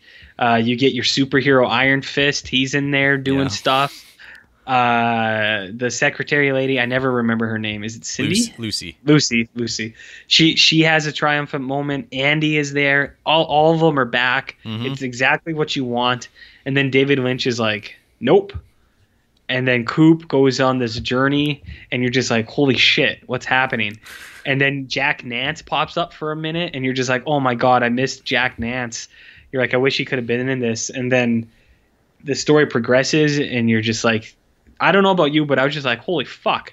I was like, did they plan this out like 20 years ago, or are they just that good at editing things together that and like picking up where they left off, that they're just like, let's go do this. And like, just like, you know what I mean? Like how well things kind of went together. I was just like, this is nuts. Mm-hmm. And I was like, this changes everything, but it's what they planned all along. And episode 17 ends, and you're just like, holy shit. You're like, what's going to happen next? And then episode 18 starts, and Big David Lynch pulls a fast one on you. And he does a very Lynchy thing. And he's like, this is exactly what would happen next. And you have this very slow and what's the word I'm looking for? Deliberate like episode. And I liked it too. I don't want to say that like I wasn't disappointed. I don't think it was like a lackluster thing, or that he didn't tie up loose ends. Mm-hmm. But I was a little. I wanted more. I think is like the only kind of like negative thing I could say about it is, and I think that's how most people felt, right? It was like episode 18 leaves you wanting more. You're like, what? You're like, what happened? So, like, we want to see what more the characters were doing and all that. So I like episode 18 a lot too. I think there's some cool stuff, and we're going to talk about theories as a whole, but it really left me wanting more Twin Peaks, and I hope that there is. I know Mark Frost is going to have another book come out in like a month, October. So we'll check that out. I've got that pre-ordered. There you go. So we'll check that out. But no, yeah, it definitely just left me wanting more. You know. Yeah. Yeah. Absolutely. But yeah, it's super fucking good. Yeah, I know. I'm trying to think of where to go. Oh yeah, so there. I think it's frustration is the word that comes to mind. Not disappointment, but there's definitely frustration because there's when you're watching that last episode, and you realize the way that it's edited and the way it's paced, and what they're showing you and what they're not showing you, and you're just like counting down because the whole thing is like, the whole show, the whole process of watching the show has been a lot of like awareness of time, and you're like. They've got this many hours to get everything figured out. They have this much time to do it and get this story resolved and this and this and this. And I think like the biggest one probably comes down to Audrey Horne's fate. I think there's like this idea that you're like, when are they going to tie this into Audrey? Where's Audrey? What's Audrey doing right now? Why are we in the car? Where are we driving? Why are all these shots of them driving? Where are they going? Why is it always night? Why are we always driving with headlights down roads in the dark? And where are they? Where are they going? What is this? Yeah. And like you're just like it's like this anxiety of like that. And I don't know if it's like so much playing with audience expectations and being totally aware of what your audience is thinking and like how they're responding to the material. Like are they going to or is it okay if your audience is not completely invested in what's happening on the screen because they're not getting what they want, or because of like you're building up this tension in what's happening and like you're like the dread of like there's no time left, this is it, this is the inevitability of things, and so there's that feeling that I had watching that last episode. That's like my legitimate feeling watching it. And like every scene that takes longer, you're like, well, couldn't they be doing this instead? Shouldn't they be showing like so-and-so and like what happened to like so-and-so's daughter and what happened to Caleb in the woods and like all these things that like they never, they don't go back because it doesn't matter. It doesn't mean anything. And it's just like, I mean, it kind of turns into like a sequel to Fire Walk with Me at the end of the day. Yeah. Like, yeah, it does. And it's the story of Agent Cooper. And like, I've been thinking about the show nonstop pretty well since it aired. Like obviously maybe not nonstop, that's exaggerating, but I've been thinking about it an awful lot. Like I went to bed thinking about it. I even kind of dreamt about it a little bit. I woke up thinking about it, and then I started going to work and like going through the episode and finding screenshots, and then I even started back over again at the very beginning and just like going back to that first conversation that Cooper has with the fireman, the giant, and you get like the 430 number, you get the mention of Richard and Linda and two birds with one stone, and you're like, oh yeah, like they knew exactly where they were going. They weren't making it up as they went. They had like a very like thoroughly thought out plot. They weren't forgetting anything. I mean, who knows what was left on the cutting room floor, what scenes we don't see or whatever. Like this is all very deliberate. But I think like part of the thing that maybe people were not like, I think maybe I'm wrong on this, but I think a lot of people maybe don't like that they now have presented Agent Cooper as a flawed person who doesn't always make the right decision. And he's become like, it was hubris, and that's kind of what like happened, and that's what we got to watch was Agent Cooper failing multiple times, and we're I don't know, like we're presented with like I think like one of the best endings I think of a TV show, which is like some people would like they hate it, like they absolutely fucking hate the end of it because there's never going to be any answers at this point in time. There is no fourth season forthcoming. Like I don't think it's going to happen. I don't think it's needed. I think this like hit in a way that like is raw and more real because like I think the frustration people had was so palatable, and like this was like a real like fucking knife to the face, knife to the emotional guts, just like like when that ending hit and like the words starring Kyle MacLachlan pop up and you're just like fuck, like it's I don't know, I can't think of very many things I've watched where I was like so invested in something that I don't know if I was like necessarily enjoying in the conventional way, like in a way where I was like I'm really enjoying this driving down the road stuff. But like, Yeah. because it changes from that. Like, it's not just that. It's like, that's exaggerating. But I mean, those moments feel like an eternity, because the show is also fully aware. They have to be fully aware that they're not giving you what you want. But yeah, that's kind of my feeling on that 18th episode.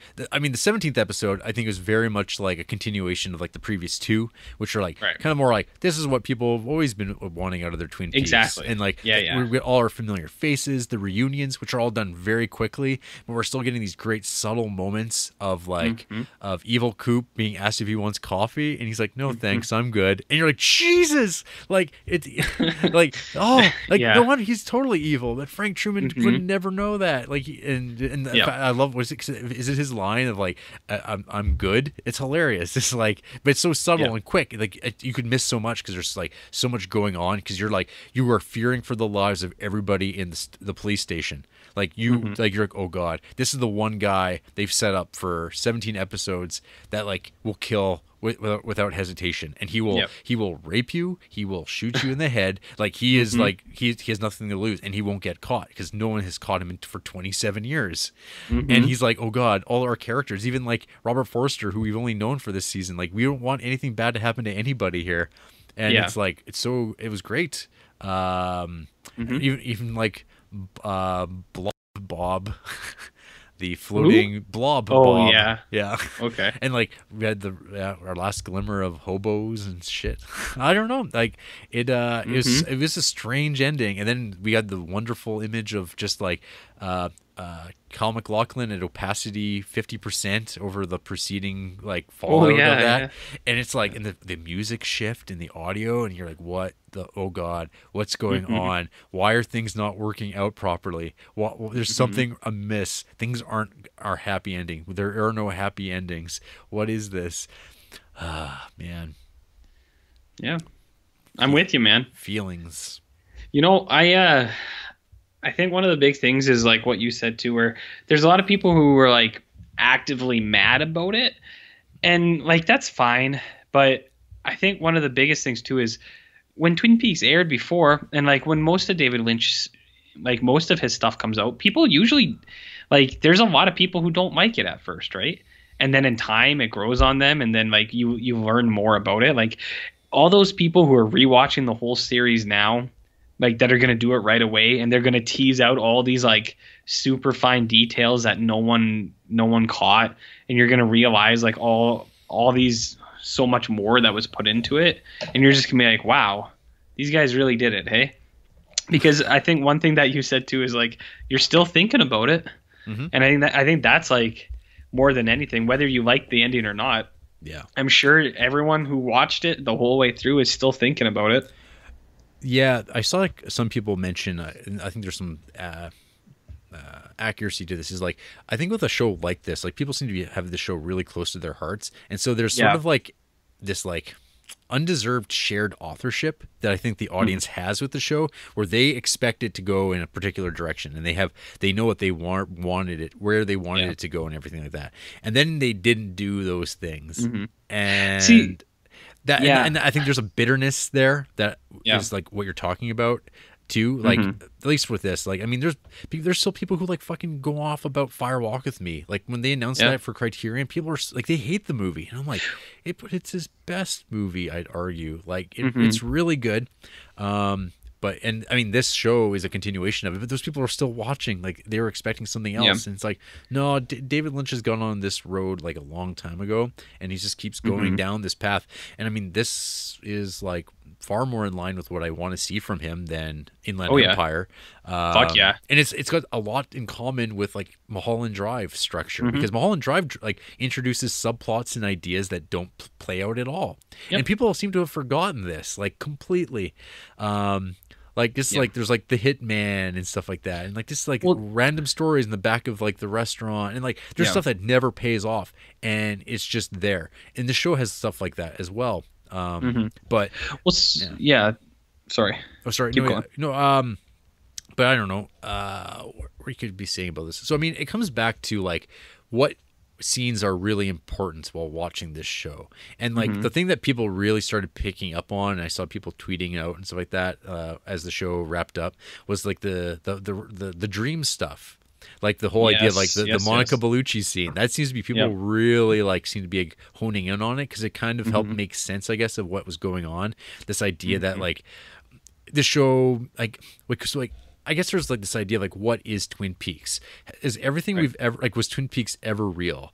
And that maybe is also like the frustration thing, because it introduces this uncomfortable idea that like, in like, where do we draw the line of what is like real in our understanding of what the show we've been watching all these years? Like, was Twin Peaks ever real? Like, was it like, is there a real world where like the show that we watched in season 2 actually occurred?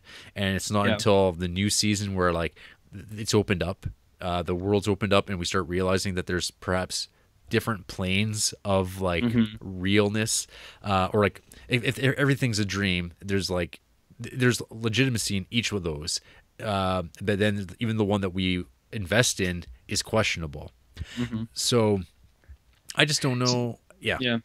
No, I saw a few things like that too that I thought were really neat. Like a lot of, like you said, a lot of people were picking up on that Monica Bellucci thing, where it's like she's talking to David Lynch. It's not Agent Cole. It's David Lynch. And it's just like he is the dreamer. And it's like, okay, that's a cool theory. And then I saw comic writer Rick Remender. Yeah. He was detailing a dream theory, pretty cool, or pretty good, about this all being Laura's dream, where it's just like it's her escape from like being sexually abused like all the time. And it's like he does a good job. If anyone's on Twitter, you should check it out, because he makes a pretty compelling story about how like it's an escape world for her, where it's like, yeah, an FBI, like the FBI would come in and it'd be this super agent, and then there's like a superhero with a green glove that like takes down the evil, and then like even the abuser, it's not really them, it's this grander evil doing it, and that's like the only way to rationalize the horrible things that are happening to her, and stuff like that. Having watched, which there's some holes to that, but there's also like, it's just the reason I bring it up is these are the things that I've been thinking about all week, where it's like I see all these new theories and stuff like that, and it's like, man, this is so cool. Because it's like when ABC or like when other shows air, like what you put on fucking Facebook, you're like, I'm not thinking about Game of Thrones anymore. Yeah. Well, no, you never did. Like no one thought about Game of Thrones like the next day after, zombie dragon, and then like whoop-de-doo. Yeah. Like you move on with your day, and then it's like you don't think about, other than like plot possibilities. You're not like thinking about the show like in this really meaningful way. Yeah, so I mean, so one of the most interesting things for me has been like reading people's takes on it. People who are like really well versed in David Lynch too. Like people aren't just like, I don't know, that was weird. Like people are like really like put there was a lot of of that, and it's really amazing how like people all have very different takes on the ending. Like, and it's kind of like, really? I'm like, I didn't think about it like that, and I don't agree with them, but I find it fascinating that like there's now more possibilities with it. And I mean, like, it really comes down to like, I think I shared this. I got this from other people too, posting it. The Jude thing. It's like, and it's like totally introduced in like what the last episode, like the 17th episode at the very beginning, of what a Jude is an evil entity that they've been talking about, and the Blue Rose thing is all about. And it's like, and then it's translated to Judy, or like just like spoken as Judy, but then like Jude, there's the Chinese word of Jude, which translates to explain. And if anyone has ever watched a David Lynch interview, David Lynch is not a fan of explanations. He thinks that they terminate thought. They just like, if you make it too easy for your audience, you're not really doing your job.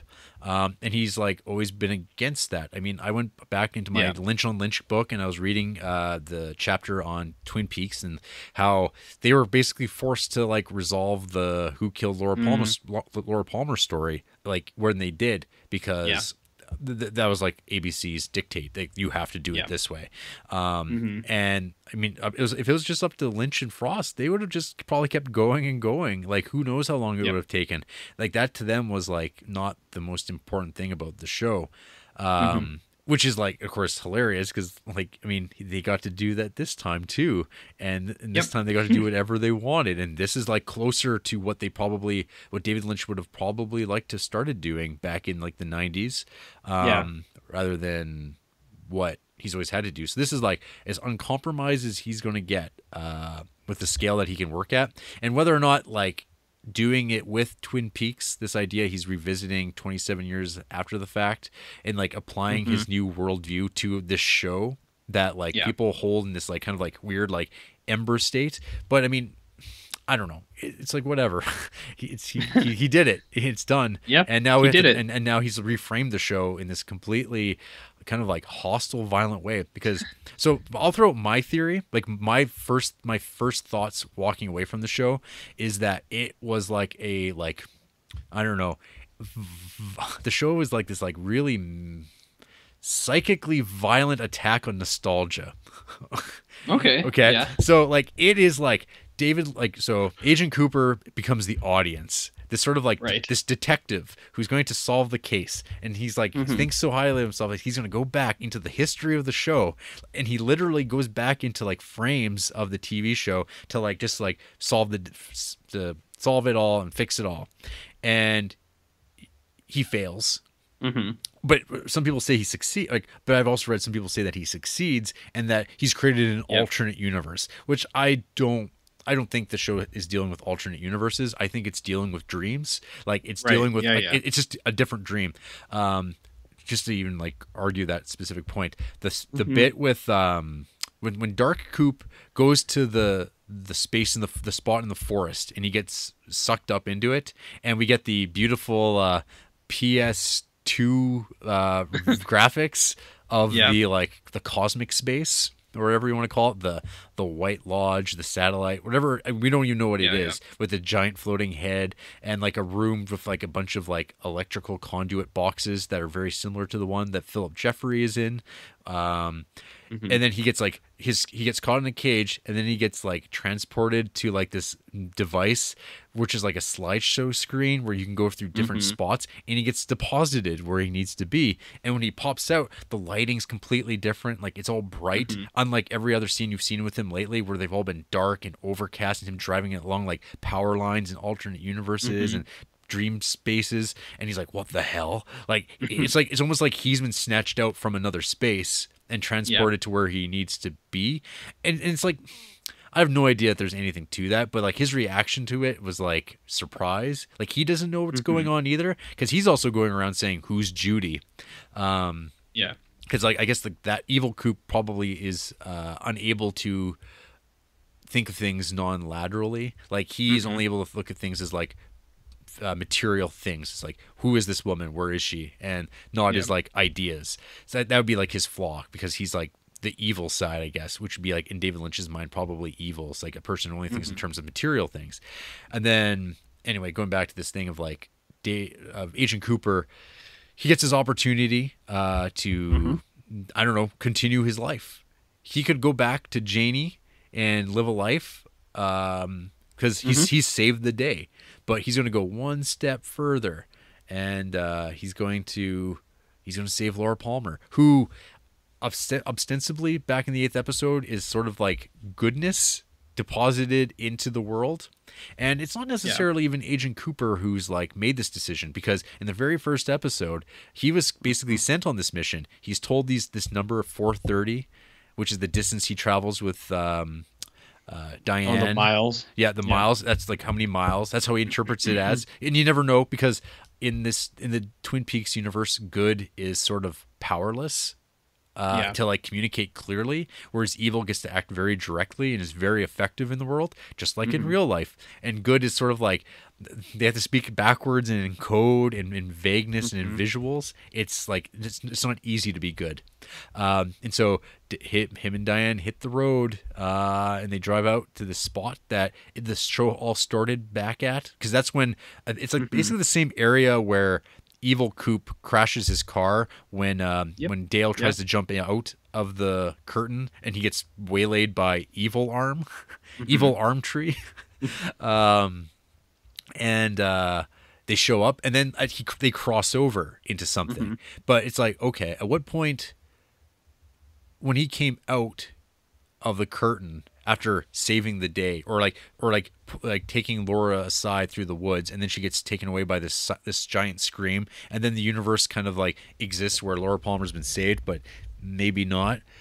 Yeah. They now have to go back out into the Twin Peaks world, drive a certain distance, and then he's like, I don't know what happens after this. It's left all very vague. We don't know what that meant when he drove through this, except that I don't know, the characters sort of changed their manner of speaking. Kyle MacLachlan is kind of talking like Evil Coop does, in that slow mannered way of speaking that he has. And they get a hotel room, and then it just kind of continues forward with doppelgangers again, and weird menacing cowboys in diners, and then a woman who looks just like Laura Palmer in a house with a dead man, and they decide to take a trip back, and we don't know where they are, except that it seems like it's a world that resembles our own more so than it does the Twin Peaks universe. The Double R Diner is actually what the location is in the real city that the show was shot on, and it's closed, even though it's a 24-hour diner. So in our world, or whatever you want to call it, it's closed. And they go to the house, and the house is owned by the woman who actually owns the house in real life now. Playing, Is that what that was? Well, no, because her name's different. Like, because she is not Mrs. Chalmont or Chaffmont. Yeah. And then because that's a reference back to the old lady in the original series. That also there was like duplicity at work. But yeah, no, that woman is the actual owner of the house right now, and it's a failure. The mission fails, and then there's that just long lingering shot, and it's really when I was going back through watching it, when at the very beginning of the 18th episode with Dougie going back home, there's no the editing of it is like done in one shot, and they're all shared in one shot. Naomi Watt and Kyle MacLachlan and Sonny Jim, they're all in one shot together, and they're together as a family, and they're home. And the last thing we see is like all the shots of like them talking to one another. It's all oppositional shooting. It's really great filmmaking because you don't notice it till you slow it down and go back through it. But like everything's like, again, you never see the house, and you never see Kyle and Laura Palmer together in the same shot as the house. They're always against it. Like they're not allowed in the house, and they're left out of it. And it's like very similar to the Sarah Palmer scene with Hawk from a few episodes earlier. Yeah. Oh, and so I don't know. This whole idea I have of like this, like the show is like David Lynch's like issue with fandom, maybe. It's just like the scene when like he saves Kyle MacLachlan, or Agent Cooper saves the day, and then there's like that really intense, crazy scene with Sarah Palmer like attacking the photograph and like just attacking it over and over and over again. And I was like, man, that's like weird. And then I was thinking back to like when Leland Palmer smashes the television at the very beginning of Fire Walk with Me. It's sort of this like kind of cutting the cord to like television as the means of like delivering Twin Peaks. Now it's a movie. And now we have like Sarah Palmer, who's like kind of like the other side of that family dynamic of like, I know my husband was raping my daughter for years. I knew about it. And now she's like also the person that's destroying the actual key image of Twin Peaks, the photo of Laura Palmer. Yeah. And there's like the fact there's no answers, and there's this failure, and there's screaming and pain. It's just like, so effective. Yeah. Hey, it's a good show. Yeah. It's all right. Yeah. No, yeah. I think you made some good points, man. I don't know. I don't have much to add, but I really dug it, and I look forward to watching it again, and maybe I'll be able to pull some more out of it, because I've only ever seen it once through. And now you and Andrea will watch it together. Yeah, that's true. But I think you're onto something there, Duncan. Yeah, maybe. I think you got some hot takes. Oh, they're smoking hot. Smoking hot. One thing I learned that I had absolutely no idea about, though, was so Mark Frost, co-creator of Twin Peaks, his father is Warren Frost, who is Dr. What's her name? Donna's father. Warren Frost, the actor, who's also like Susan's dad in Seinfeld, that actor who died, who we saw very briefly on the on Skype this season. Yeah. That's actually Mark Frost's dad. I had no idea that was his dad, his actor dad, who died. Yeah. Well, he's dead. He's dead. Yeah. Well, hey, what a weird, wacky experience we've had the last 18 or 16 weeks or whatever it has been. 4 months of peaks, and now it's wrapping up here. One thing that's funny is, now it's just going to be left to like people who are like really into David Lynch and on internet podcasts and blogs, writing their theories down, mapping out visual cues and things like that, which is all kind of like, just goes back to maybe the contempt that David Lynch holds fans of this stuff up, even though I'm sure he's not turning away that sweet marketing money, because there's so much merch now, all your like Pops. Your Funko Pops and garbage. Yeah you can get your Bob, you'll get your fucking rapist murderer fucking pop vinyl. It's great. Isn't that what every kid wants on their dresser, is a Bob right next to the body of Laura Palmer and a Vogue lady, all your favorites. Yeah, she died of cancer. Get her on your desk, where she'll live forever. Right with your Carrie Fisher. And your Toby Hooper. Where's my Woody Allen and Roman Polanski pop vinyls? Am I right? I wish I had a Crickets soundbite that I could play. That'd be fun. Man, there's something else I was going to mention out there. Oh yeah, so David Lynch website on our Facebook group, they've been promoting like he's going to be doing like a open like Q&A for transcendental meditation, and all the comments are people like mad. What did the end of Twin Peaks mean? Yeah, that's all it's going to be, and he'll be like, it's about mystery. I think it'll be the same. We are the dreamer. Yeah, it's all there if you look closely enough. Do you think he just says that so people like go back and look at it, even though he's just like, a lot of this doesn't make sense, but that's the point. Yeah, I don't know. Like when you read Lynch on Lynch, he's pretty straightforward with stuff in his anecdotes. He just doesn't want to talk about meaning and stuff like that. I don't know. We'll see when that Blu-ray comes out. Maybe it's got some of those sweet special features. Maybe it'll just be like, he'll have like no chapter stops, and it'll just be one 18-hour movie that you have to watch in one sitting from ever on ever. I'd be into that. That'd be fun. No, it wasn't without faults, but I mean, I would love Mary Sweeney, his ex-wife, former editor, to go through it and tighten it up into like probably the best thing he's ever made, because I think it might be in there. If you take it's up there. Yeah. Like I said before, like I think like when you watch Missing Pieces, it's like all stuff that's like, oh, it's neat to watch, but it's not necessary either, because he made like Firewalk with Me, and I think you could probably do the same thing again, and this essentially would just be like a movie. It would be like a very long movie, like Fanny and Alexander length, but and it would be like a fantastic like experience to do it, something like that. Like I don't know, you'd probably lose that 8th episode in some way, or maybe it would just be in the middle, right, dumped in the middle. Yeah, right in the middle. It'd be a nice little breather. Oh, okay. So I think the big one though for me for mysteries is like, so who is the girl who had the bug crawled into her mouth of? Who's the girl who had the bug crawled into her mouth? Yeah. Who are the people at the bar that are talking about all the weird shit that's going on? What happened to what's her face? The waitress's daughter's boyfriend out in the woods. Well, he's dead, I guess, and it's fine. Yeah. Ben Horn's naked in like a jail cell somewhere. Yeah. That's all fine. Who was the guard dog in the jail?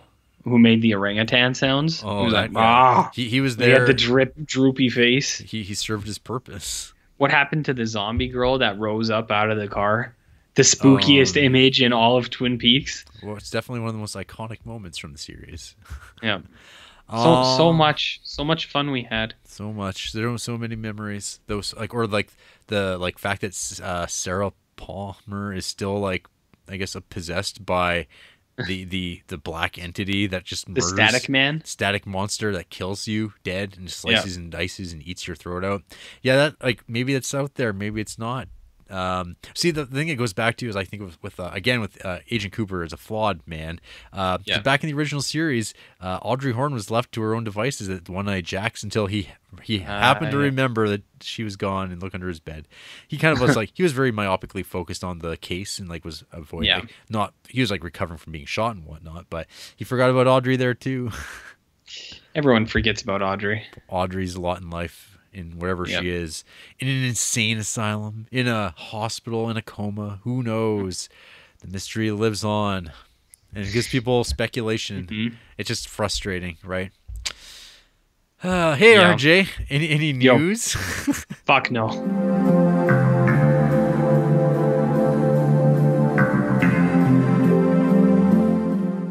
Very quickly, I would recommend people who still like Twin Peaks: The Return, to check out episodes 17 and 18, the last 2 episodes, but watch them in sync at the same time. Some guy posted this like article and like this like whole theory about like there's the whole thing in the show about 2 birds with 1 stone. And they're like, hey, maybe they meant you have to watch the last 2 episodes at the same time.